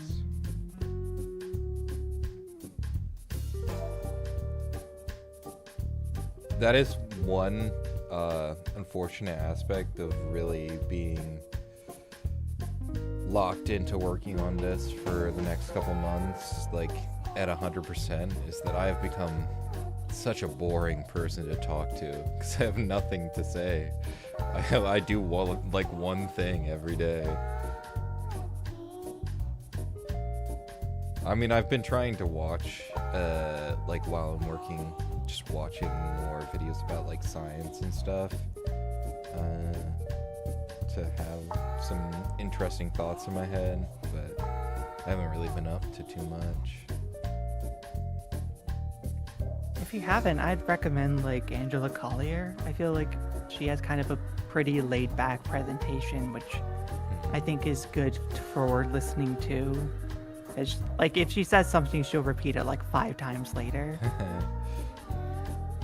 So you'll actually remember. There's so many like science type videos I've watched, but I didn't learn a damn thing. I was engaged, but like none of it stuck. Though I have been watching. It's slowly starting to stick. This channel that does a lot of videos on like prehistoric era stuff, like dinosaurs and pre-human animals, which has been fun because I learned about the existence of the Lystrosaurus, which is it's technically not a dinosaur. It's like in a next stage, but it was like it at one point in time after basically all the dinosaurs except for a couple went extinct. It was like 90% of like the living creatures like on land. Like it was just so good at being alive, like evolutionarily speaking. And it's basically just looks like a little like pig rhinoceros. Like it's just a little chubby, short, funny little stubby guy. Just like a little, like that. What was that one like little hippo that people thought was really cute? Oh yeah, the Modang or whatever. Yeah. Something like that. Yeah. Oh wait. I mean it's tough because you're basically in a place where pretty much everyone has the same idea you do, though. Last week I sent a modernist Greek mythology sitcom to Sony, and they said they couldn't do because they had like 50 other concepts in development with the same premise. Yeah, I feel that too. Like something with this project was trying to figure out how to have it feel original. Not necessarily in the sense of like I think originality needs to be I don't think it's something you strive for. I think it's something that happens. And that's... I think it's like I wanted to put something out there that like felt like the kind of show I want to see that I'm not seeing right now. Because it's like that's like trying to find... It's like you have to find the void that's not being filled. Like what's that void? And even like a void for yourself personally, more so than just like what's a popular thing. Yeah, like I do really like the Greek that sort of like Greek mythology aesthetic. Yeah. And I mean, I definitely think there's a lot of. I mean, I feel like there's. I don't feel like I've seen too much stuff like that. I mean, I feel like within animation, it's kind of hard to have this problem because I feel like there's so little content. And I'm just glad for more of anything. Yeah. Well, And I mean, generally sometimes it's speaking, you know. yeah, and sometimes I think it's also just nice to kind of let yourself be a bit of a hack. Like, and I say that like lovingly. Like, real thievery is it is it is both me and my co-writer Go just pointing to all of the cool shit we like in schlocky like B tier action movies. It's going like, that is so fucking stupid. We need to use this for real thievery. Like, it is like it is, I guess, like, I would describe it as like a love letter to the dumbest shit that we've seen. But also, my part of it is like something I try to do as well. Is I still try to have there be like a genuine like art to like the story itself, and that kind of mentality is something that I think is also very fun. Because like finding something is original is nice, but also just being like, okay, we're in the slop, but we're gonna make the slop as good as we possibly can. I mean, that's like a genre piece, which is also great. Well, I don't want to say. I mean, I guess I will. Just because he kind of like sucks now, but I feel like that's something that like Tarantino was really good at. Is like, he wasn't necessarily coming in with the most fresh original idea. Like, nothing he did was original, but he was really great at understanding like a genre's appeal and really like just capturing that. Oh, Lore Olympus did just get greenlit on Amazon.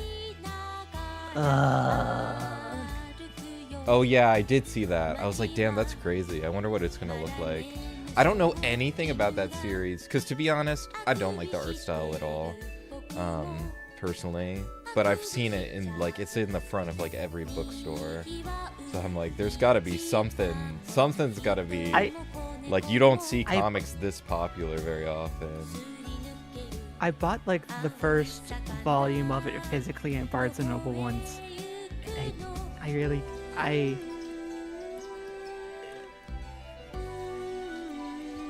didn't speak to you. I wish I could like it, but it's also just like, damn, why do you keep have to like mentioning how much substantially younger the love interest in this is and how small she is? That is such a normal reaction, and this is behavior that should definitely be encouraged by other people. I mean, honestly, I just get a weird. I mean, I get why people fuck with it. It's just not for me. I think that's the first time I've like even jokingly like groaned hearing something, and I'm probably not going to do that again. That was rude. I get why people like it though. No, it excites me because I feel like it's so rare that I hear that you like don't like something. You're a very positive person, I think. I try to be. I feel like with there are some times where it's like I try to keep my hater energy low most of the time. But occasionally there's just like this one thing where I'm like, I'm out here stoking the flames. Yes, yes. Lore Olympus is like a lost art of schlocky romance that we don't see anymore. It's heavily catered to women, but I say let the women have fun. I mean, oh yeah, like, yeah, I will not discourage the fellow women from having their fun.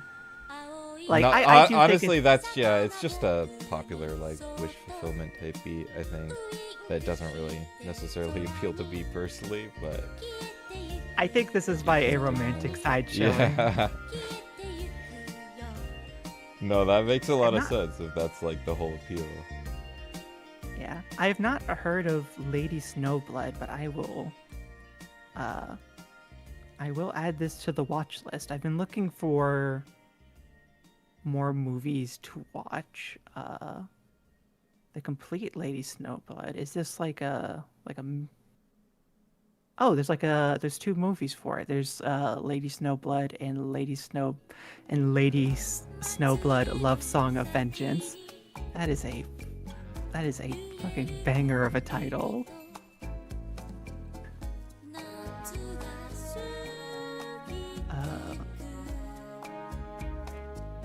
See if this is on, like, I'm gonna open up Letterboxd to see if this is something else I know is watched.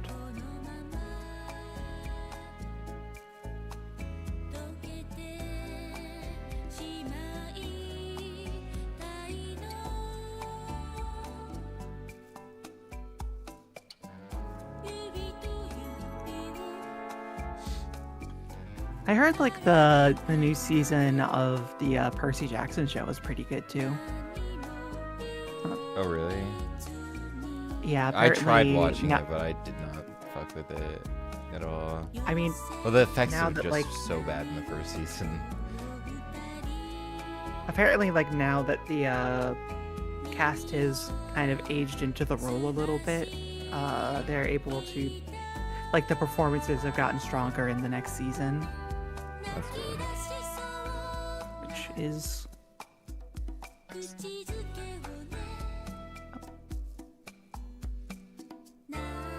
okay. I was gonna ask Go if she wanted to watch Lady Snowblood, but looks like she's already seen it, and a review is please bring back a movie Blood like this. So that tells me everything I need to know about this in terms of like it. That's good to see, I think. Zootopia 2 is pretty good. I thought it was Zootopia 2. It takes some steps forward and it takes some steps back, is what I think. But, you know, I have my issues with Zootopia. I mean, a lot of my issues come down to it being a Disney movie and what it means to be a modern Disney movie. Because I just really find, like, they open up this, like, thematic territory, but then they're always too afraid to really delve into it.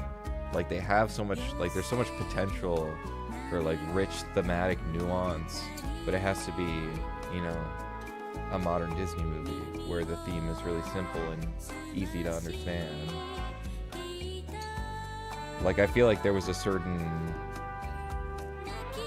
almost ambivalence to that kind of, like, straightforward moral, or sometimes it would be so straightforward that it almost felt ironic because it had more of that, like, fairy tale structure.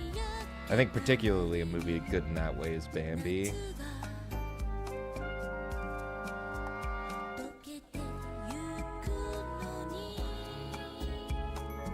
But I would love to see more kids movies that are willing to get into things like that. Willing to get real. Willing to get real. Yeah, maybe that's for pre-order. But I lost all the aura of the original music. Yeah. Okay. Yes.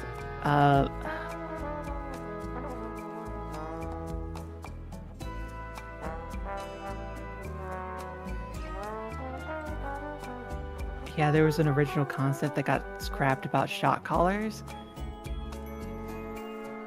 See, I think something about, like, the world building of Zootopia that I think is really hard to.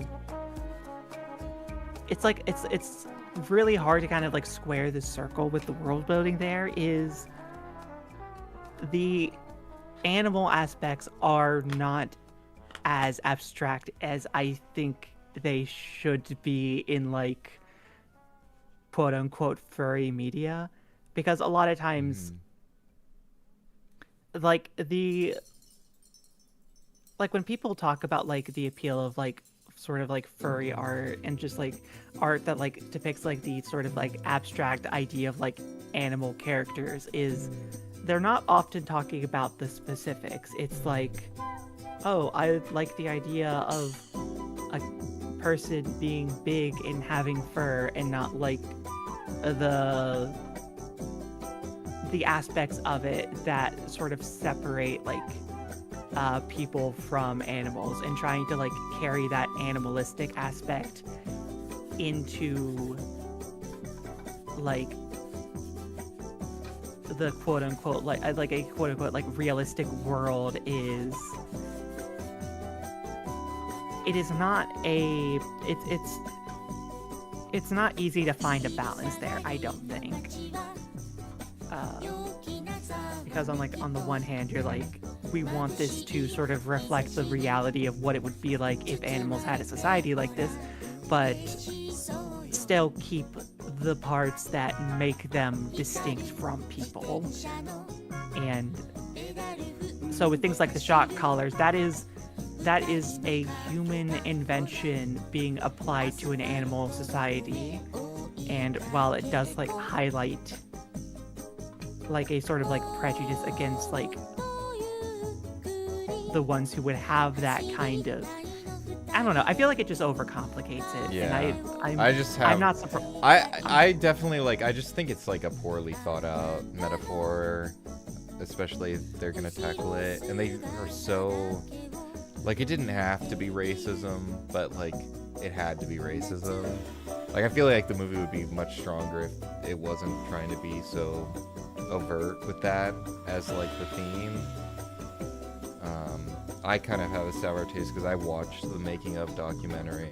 There's like specifically a point in it where they're talking about how they're really, you know, consulting and trying to do this well, and it's literally they have like one consultant, and then every single writer on the team is white. Yeah. I was like, that's just, it seems like there's going to be some limited perspective on this issue. Yeah. I do think on a filmmaking level, Zootopia 2 was a much better movie. I think the third act set pieces at the border wall was crazy, and a great use of Hitchcock's There's a Bomb Under the Table. No, it's an incredibly entertaining movie. 100%. Like, the pacing is really fast, and the animation is fantastic. It's quite fun. I mean, that's one. I keep seeing all the new Disney movies, even when I don't think the story will be that good, because, you know, when they're really on the ball, their animation is cracked. It's hard to find anything like it. I mean, I wouldn't want everything to look like Disney style animation, but I like seeing it.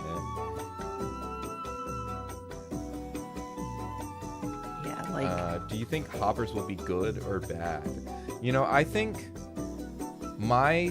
here's my take. Hoppers, I think, will be liked, and it will be very popular. It's going to be very successful.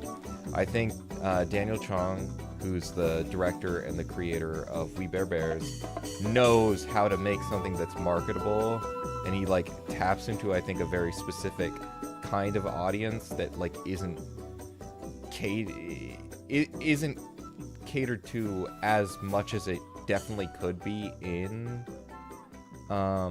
animation in particular. Like, I feel like it falls into a similar sort of context as like how, like, why K-pop Demon Hunters was so successful. But I will say, based on what I've seen of We Bare Bears, I'm not really a fan of his style of comedy. It really doesn't do much for me, so I have my doubts that I will like the movie. I think that's fair. But I'm maintaining some optimism. I really like the design of the girl, like before she turns into a beaver. But I'm imagining that she's gonna be a beaver for most of the movie. Yeah. That's the vibe I get, but we'll see. Yeah, I think it'll be pretty good. Like, I'm not going, like, I feel like it's something I'll like, if I do go to see it, which I'm not sure if I would. Like, there aren't many movies I'm planning to really see in theaters, but I think it looks fun. I didn't know that like that was the director, but some of like, there's some parts of We Bare Bears that I think worked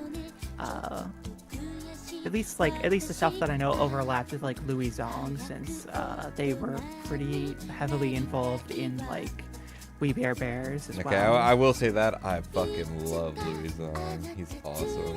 I love him. His work is great.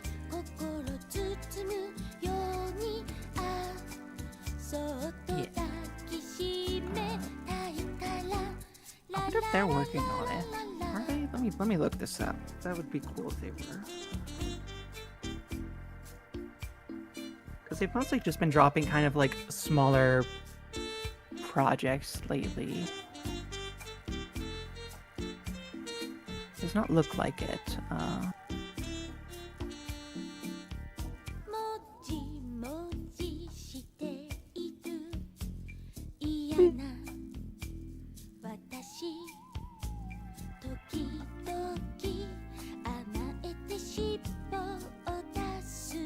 What is your view of Predator Badlands? If there's Badlands with predators in there, I don't want to be there. Waka waka. Yeah, I have no opinion on the Predator franchise. You can't see, but like my clown-themed bow tie is spinning and making a little, like it's making that noise. Yeah. As someone who watched almost every single episode of We Bare Bears, a lot of the show is just chill vibes, and I appreciate that a lot. It's nice. I also think the style of Hoppers is a lot more different from usual Pixar than it looks. All of the characters look straight out of a Leica movie, and the pupils are straight black dots, no irises. Yeah, I noticed that in the trailer. That was something that caught my attention. Yeah, I hadn't realized. I think it's gonna be like a fresh change of pace that will make people interested. I think Pixar's just been like, not entirely. I think they still have some great films in there, but like definitely like showing signs of stagnation.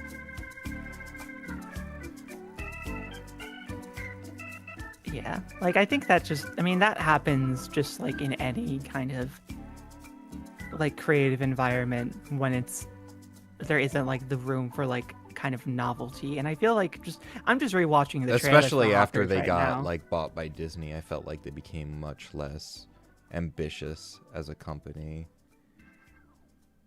Yeah, I'm just watching the trailer for this because I now, and remember when it was like Pixar's the studio that like never does sequels except for Toy Story. I mean, even that one was just like, damn, people really like this. We should do another. Ow. Yeah, just looking at this, I'm curious to see in what ways it could like Hoppers could do things to distinguish itself from like the Wild Robot, which I really enjoyed. I think this one's gonna be a lot funnier, or like more comedy focused than that movie. Yeah. I also think a lot of this. Yeah. Okay. There's also more of a painterly, splotchy look to the flora environments, which is cool to see Pixar dip into. Yeah, just looking at the trailer, I'm just like, I definitely see what you mean there. There's a like, it's like, there's a, I guess I would call it this like a restraint to the textures. Because something that I know that like came up a lot in the discussions of something like, it was like the dinosaur one, like the last dinosaur or something. The last dinosaur, yeah. Like the backgrounds look like amazing, but like to what end? They looked like too good. And if I remember right, something that was also something that came up in like the development of Shrek, where it's like they kind of had to build this animation pipeline from the ground up that they hadn't done before. And at one point there were during that production they were like, hey, this is looking realistic, but it's looking like too realistic. We're gonna have to dial this back a bit. I think the studios to keep a lookout for, honestly, are DreamWorks and Sony. They're doing the most right now. Yeah, Sony, I know Sony has like a... What's that movie that's coming out? Upcoming. Let me just look this up. Goat. Oh, yeah, Goat. That's the one I was thinking of. That looks like it's going to be a good time. Mostly just because I think this is going to have the sort of distinction between animals handled in a way that is going to work. Just like this, like the description of like the main character as being just like a small compared to like bigger animals, that is a distinction that is both self-evident when looking at animals, that can also be translated without it being, well, I mean, I guess short people do get made fun of in real life, as they should be. I'm kidding. I'm sorry. You bully. Yeah. But like, just like that framework, I think that'll work a lot better as like the perspective for like the story. Also, also just looking at the trailer, one of the first like major animated movies I've seen in which characters like regularly use phones. I just realized how often or like how infrequently you see that in like animated shows or just like movies in general, or movies like these. Since I don't remember where I heard that first. I'm just rambling. I think it looks good. That's what I'm saying. I don't know much about DreamWorks. I personally, my eye is still primarily on Pixar, in spite of everything I've said. Especially their movie Gato that's coming from the director of Luca. Because it's supposed to, I don't know if they're actually using any like real 2D at all, or if it's just a rendering thing, but they keep describing it as like a 2D kind of style, but it's kind of vague, so I don't know exactly what to expect for what it'll look like, but I'm pretty excited for that, and I think that director is really like very slept on. I think he has like, I think Luca's just really like, it's up there with some of Pixar's best movies.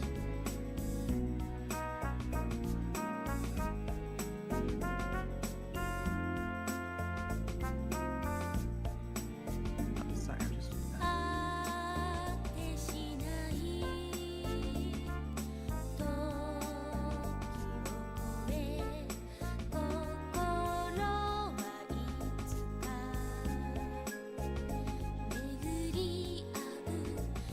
There we go. Okay, yeah, I feel that.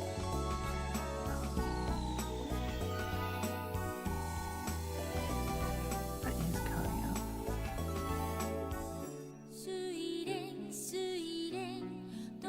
And DreamWorks is such like a weird mixed bag in terms of like the films that they've released recently, because like, I'm trying to think. I didn't.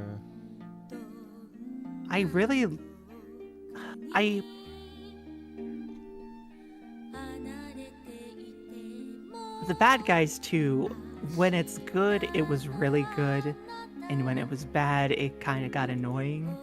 But like, it's hard for me to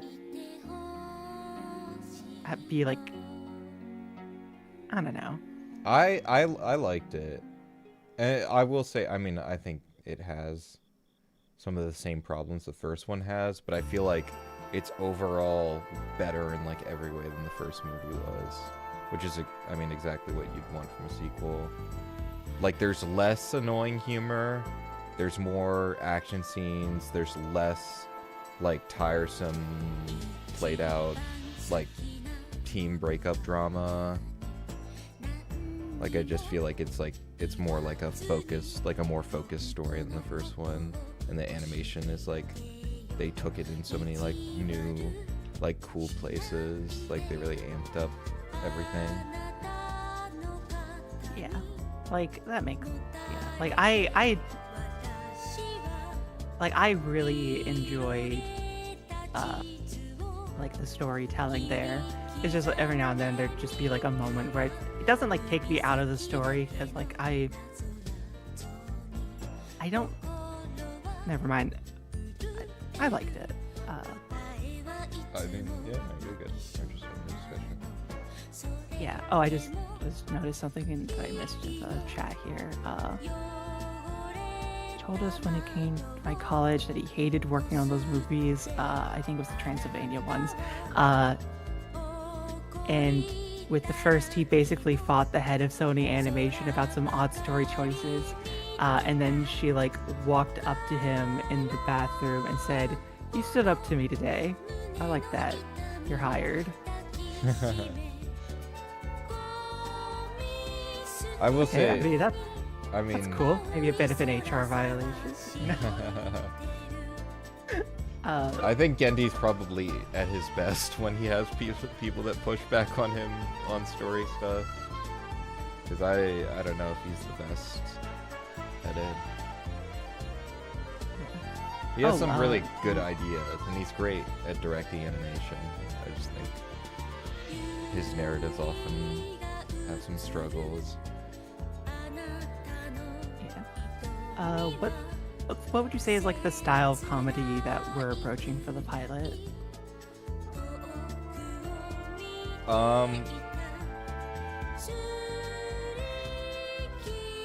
I mean, I guess Scott Pilgrim is more over the top. I mean, I think Steven Universe has maybe a slightly similar vibe to, or OK KO even, I think, but less over the top. Like it's more like there's a lot of conversation. Oh, like, I guess like one, and this is also like it's a little bit more subdued than this, to be honest, because I don't know. I don't think I have the fire in my soul to make something as like blisteringly energetic as it. But like Kare Kano and the Monogatari series, I think I would also place as like influences on like what I'm bringing to it in terms of the comedy. I'm thinking largely here from like the way that it's like directed. Yeah, as opposed to like just like the straight writing. For me, I mean, Karikano is just something I was thinking about a lot. I don't know how obvious it'll be in the end result, because you know you never know, but that it is something that I was thinking about often. And a lot of those like 2000s comedy anime, just in general, because they have this kind of weird, interesting energy where they feel very like laid back and subdued, even though almost everything is played really over the top. I don't know how to describe it. It's like a show like Azumanga Daioh, I think, really embodies that, where it's like really absurd and over the top, but there's kind of like this laid back energy to it at the same time. Yeah, I do really like that kind of surreal aspect. There was a point like recently where we were talking about story stuff, and I thought I got the vibe that y'all wanted to take it more kind of like an absurd, almost like Lynchian direction, and I could like but I feel like that feels like a better description. Gendy is good. Is good when he isn't writing dialogue. Oof. Oh, that's why Primal's good. What stuff has this guy done? Yeah, he really is just like, he's really good at visual communication. Like, that's really his specialty.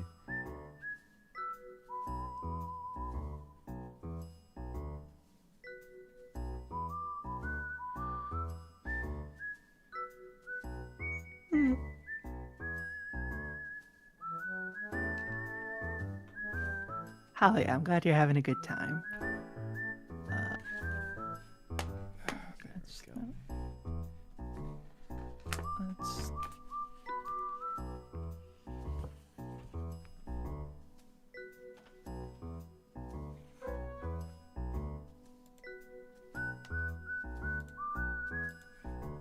trying to think of like what was the last animated movie I watched. I haven't watched like outside of watching like I've watched like some animation recently, but like mostly just like watching like anime and stuff like Golden Kamuy recently, which you don't watch Golden Kamuy for the animation, but when was the last movie I watched that was animated?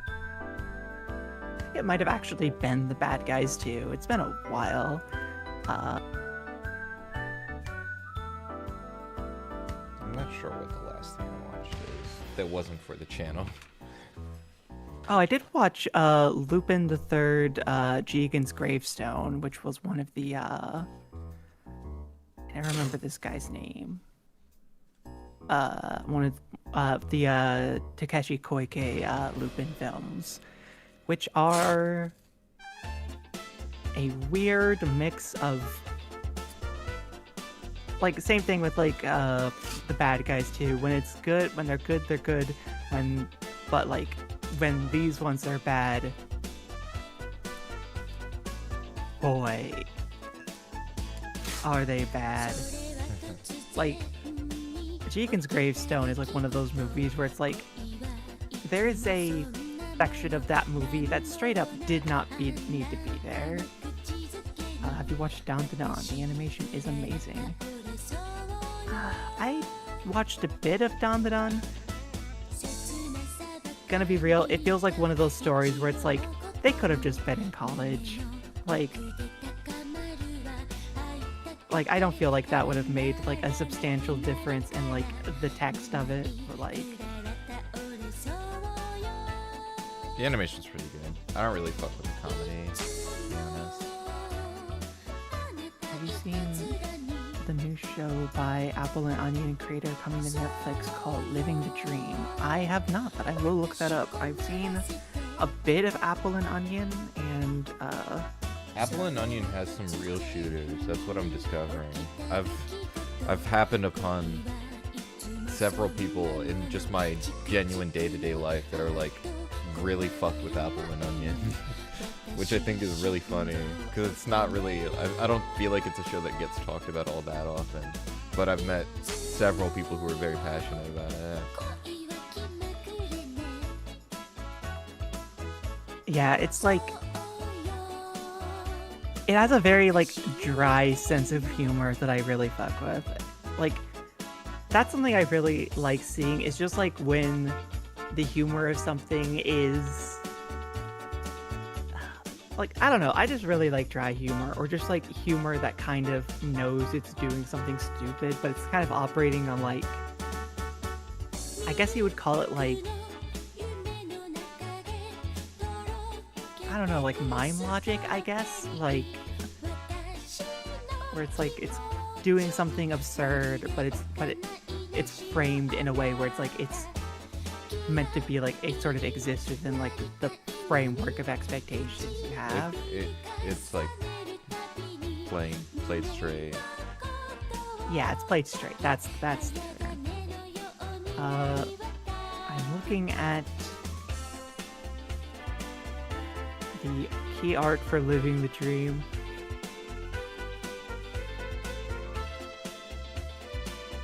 They sure made choices.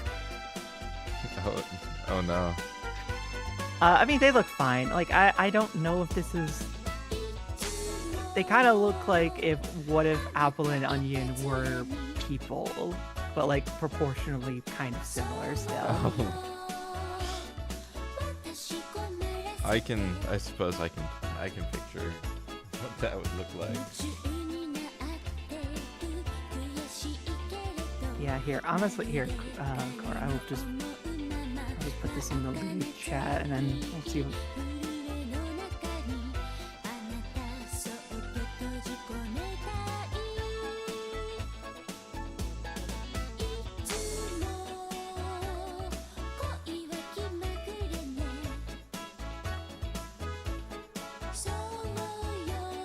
Reminds me a bit of Smiling Friends and Don't Hug Me, I'm Scared. I guess I could see that, yeah.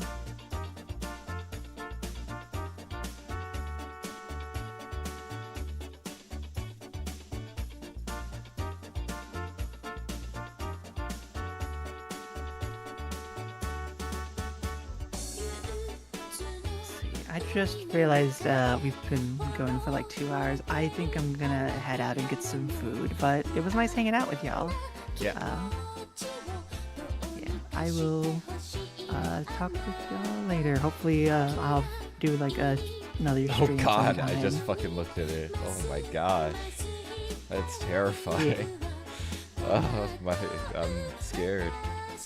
Like, I mean, its head looks like a burger. It's so... yeah, that is it. Choices were made. I don't know if I fuck with them, but you know what? I'll give it a chance later. But yeah, see y'all. Bye. Bye, Cal.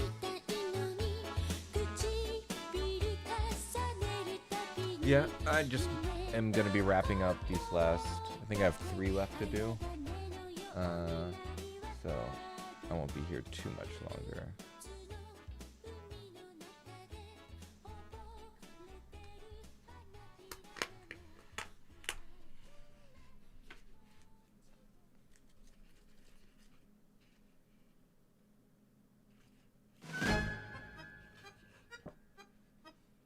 いやいやいや嘘つきは嫌電話するたびにごめん今は忙しくていつもあなた言ってたわいやいやいや言い訳なんて聞きたくないけど私にくれないキスをなぜあの子にあげるのI'm running around out of space around me to put down all these fucking wet paintings. The desk is covered.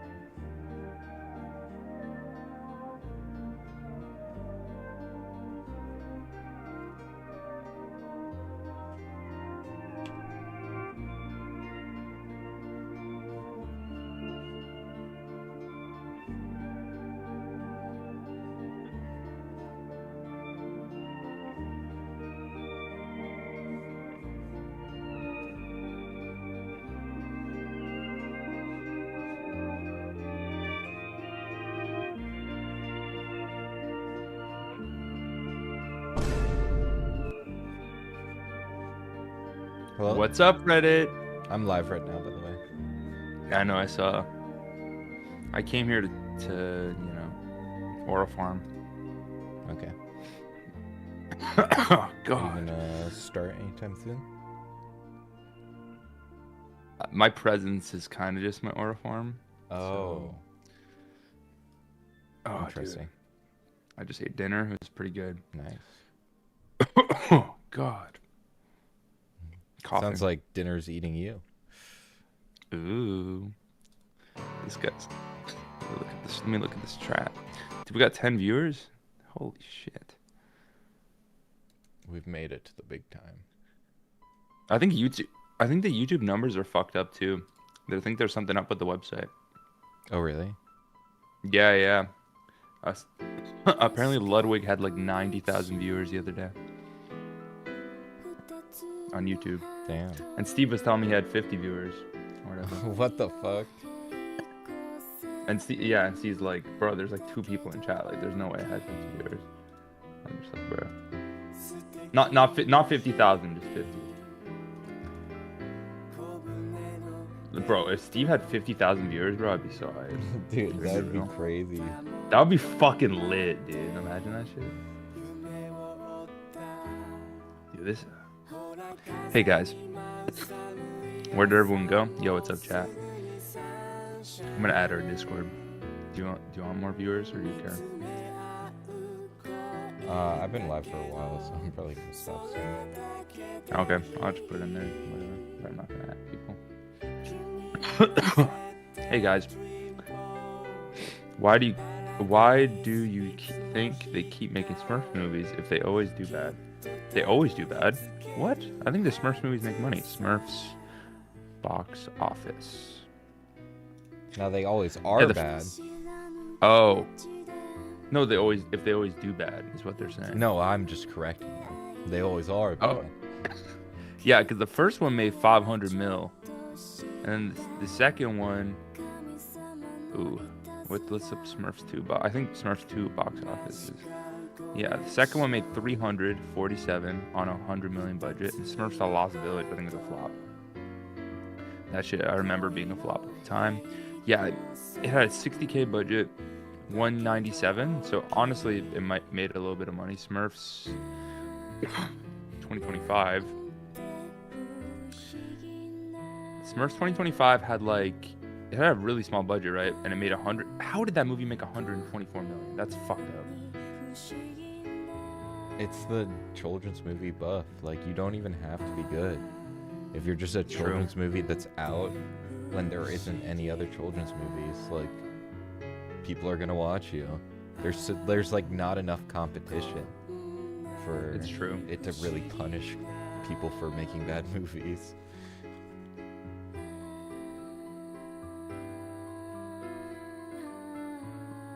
This Utopia thing that was so sus, guys. Oh my god.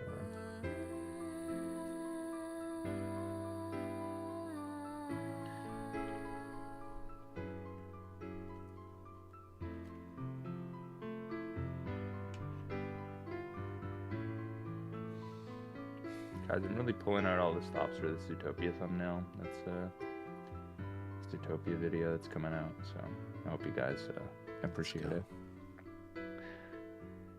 I expect only your finest. How is the watercolors going? I like this orange. It's going pretty well. Is it going good? I've got like Nice. 3 left to do. Oh, nice. Nice. Awesome. I've been wanting to play Minecraft. I feel like everyone's playing Minecraft right now. I feel like, yeah, just periodically, like, Minecraft re-enters. I mean, it's always relevant, but I feel like, re-enters relevance in the, like, not, like, kid audience. Yeah. Because everybody's nostalgic for it, so it's like, people get over it, but then it's like, it comes back into the zeitgeist, and it's like, oh yeah, I fucking like Minecraft. Because, obviously, I like Minecraft. It's an amazing fucking video game. It's like the best video game ever made. It's fire, dude. It's such a good game. I'm in love with the cocoa. But the cocoa doesn't love you. Why not? You can't? I'm in love. Dude, I feel like this fucking thumbnail is gonna get us demonetized. Should I do it? Though? I don't want to get demonetized. Like, man. Who's painting? Me. Jack. Could you Not. do a gesture with your hand so that we know it's you? Yeah. There we go. Gotta go to bed. It's a lovely stream. There you go. Did you poop on Zootopia 2? No, honestly, we were way nicer to Zootopia 2 in the video. The movie was way better when we didn't pay attention to it. It's funny how that works.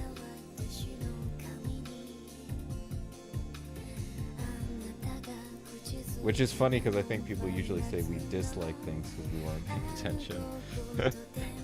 I think we'd be even more haters if we actually like watched things and did reviews, to be honest. People wouldn't be ready for how much hate is in our hearts.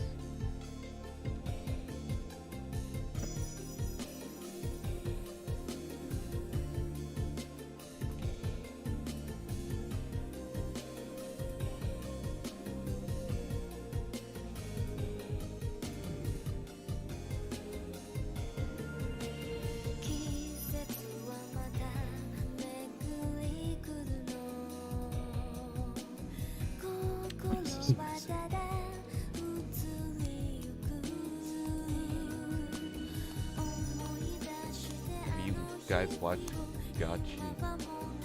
Akuta? I don't know. Gachikuta? No, that shit's slop, bro. I have no idea what that is. It's some shonen slop. Shonen slap. I haven't watched it. The only time I've watched it was when oh, I gotta go. I'll see ya. I'll see ya. What's the first time you realized you were a hater? Yeah. I feel like it might possibly have been like at birth. I feel like I even as a kid, I was very like picky about media. And I was also very like passionate about like animation being like serious cinema that deserves respect. Like I really cared about it. I feel like because I always liked to writing essays in school. So I feel like I got into watching reviews and analysis content like pretty young. I really liked, I mean, obviously it's not like, it wasn't the highest quality stuff. Like I was watching like Animat and Nostalgia Critic, and who else would I watch? A lot of video game analysis channels and stuff. Nerd Writer, like early Nerd Writer videos. So I feel like it got, and I remember Siskel and Ebert. I don't remember if it was like I don't think they were still making any episodes, but I remember seeing some of it on TV. Like when I was a real little kid. That's probably my first exposure, now that I think about it, to like film critique was Siskel and Ebert.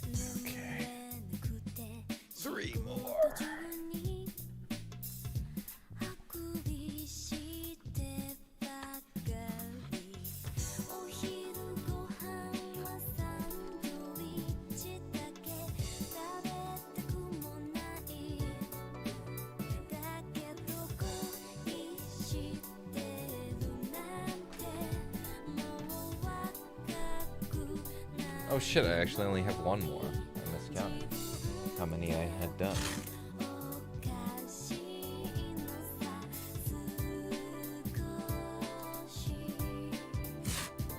What's my hated series? I don't know, I hate a lot of things.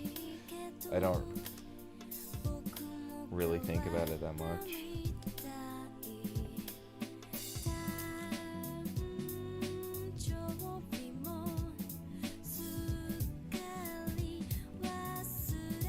I'm trying to think if there's like a show that I like did like and then I hated or something in that vein. I feel like I can definitely envision examples, but I can't put a name to any of them right now.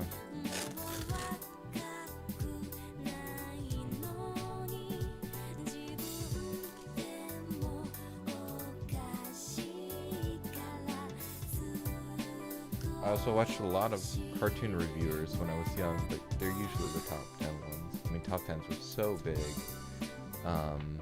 I mean, I remember Rebel Taxi's like top 10 videos, and I did watch a lot of like Nostalgia Critic. It was like specifically his like top 11. Why top 11? Because I like to go one step beyond.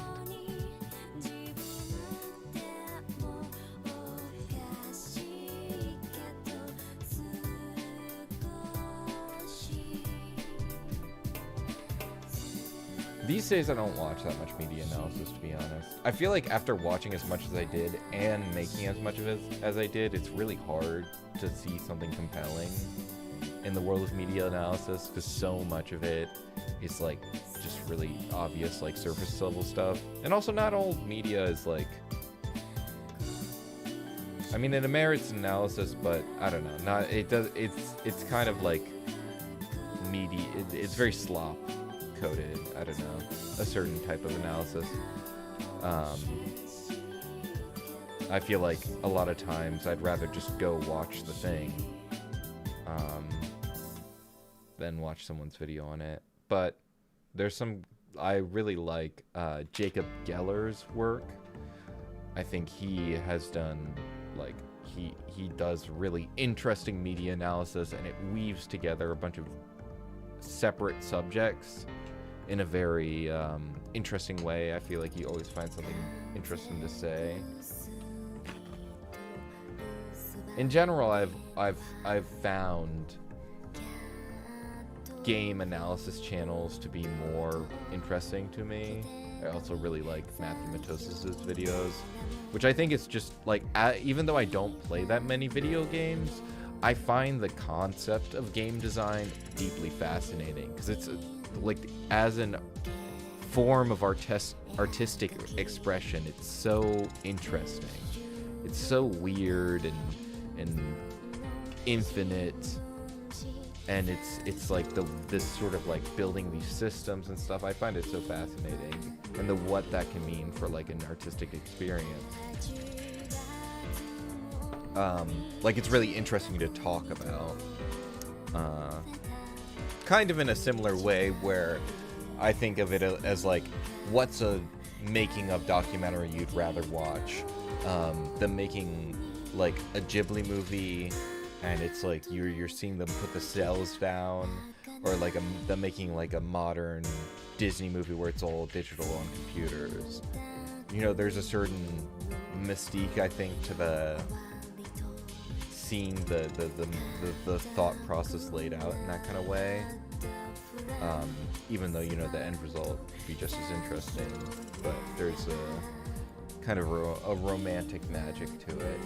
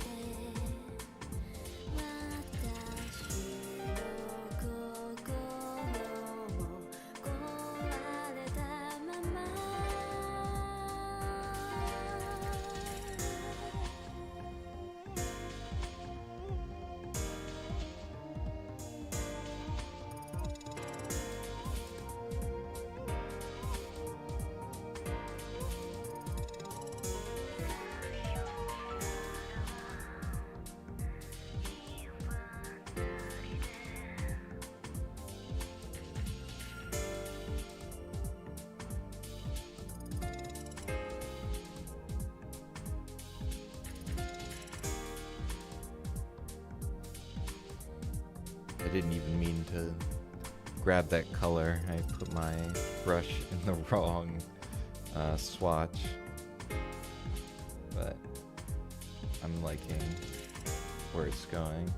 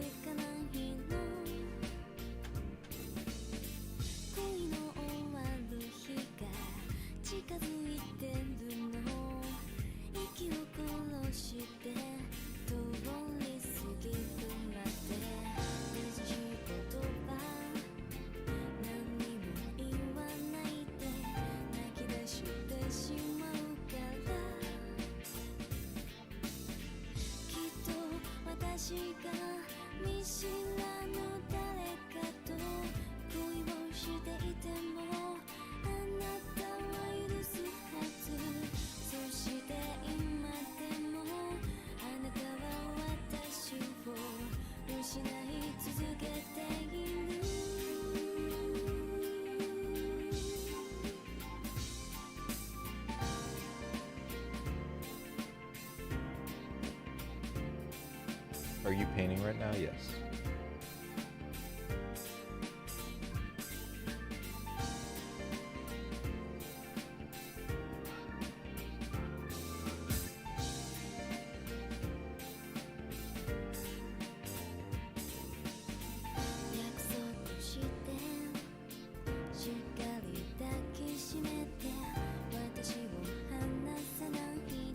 I'm very ready to be done at this point because I'm hungry as fuck.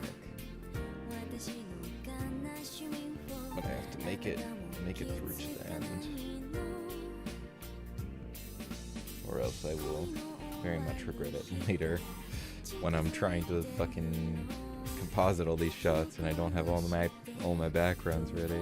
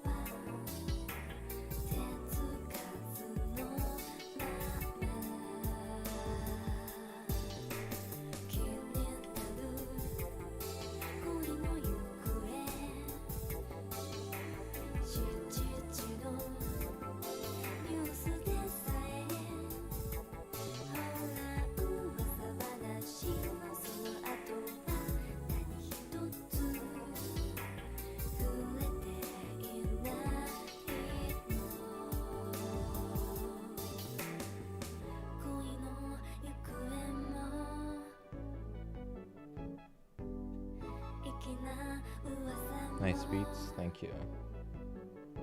This is a Quiet Rooms song for couples, which is by Avec and Haruko Asuka. It's actually really cool because it's a remix album of Avec was part of a band called Pizzicato 5. It was kind of moderately famous back in the 90s. Very influential in the Shibuya K scene. And this takes their very first album and totally like reimagines every song. And I think it improves upon the first album in basically every way. An album which I would say is like one of their weaker records before they really started to like innovate and push their sound more. But it shows that like at its center it had some very, very strong like melodic ideas, because it works very well when recontextualized.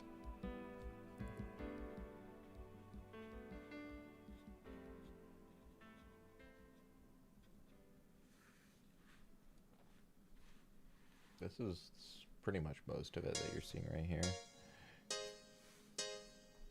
It's just like the edge over here that's a little cut off because of where I have to put my camera.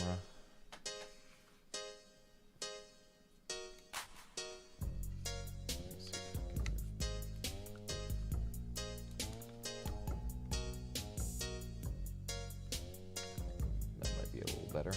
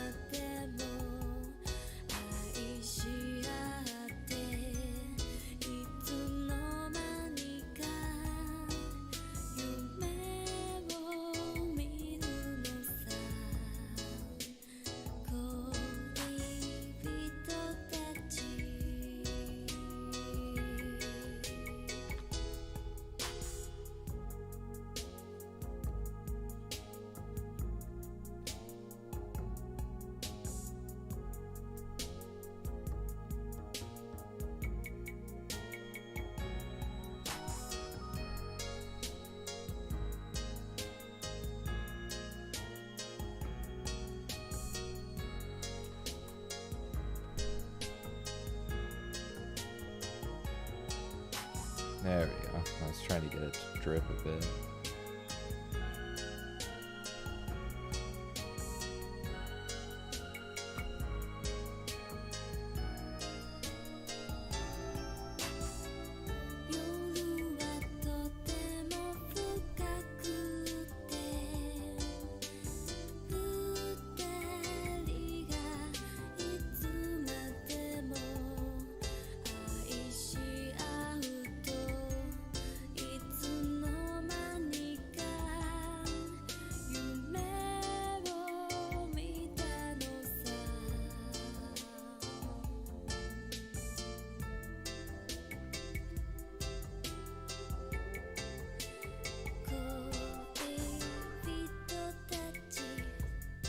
Have you listened to Waves Blood before? I love Waves Blood. Very big fan. Okay, I don't know if I'd say I can testify as a big fan. I only listened to her new album a couple times, but I do really like her music, particularly, what is it, Titanic Rising?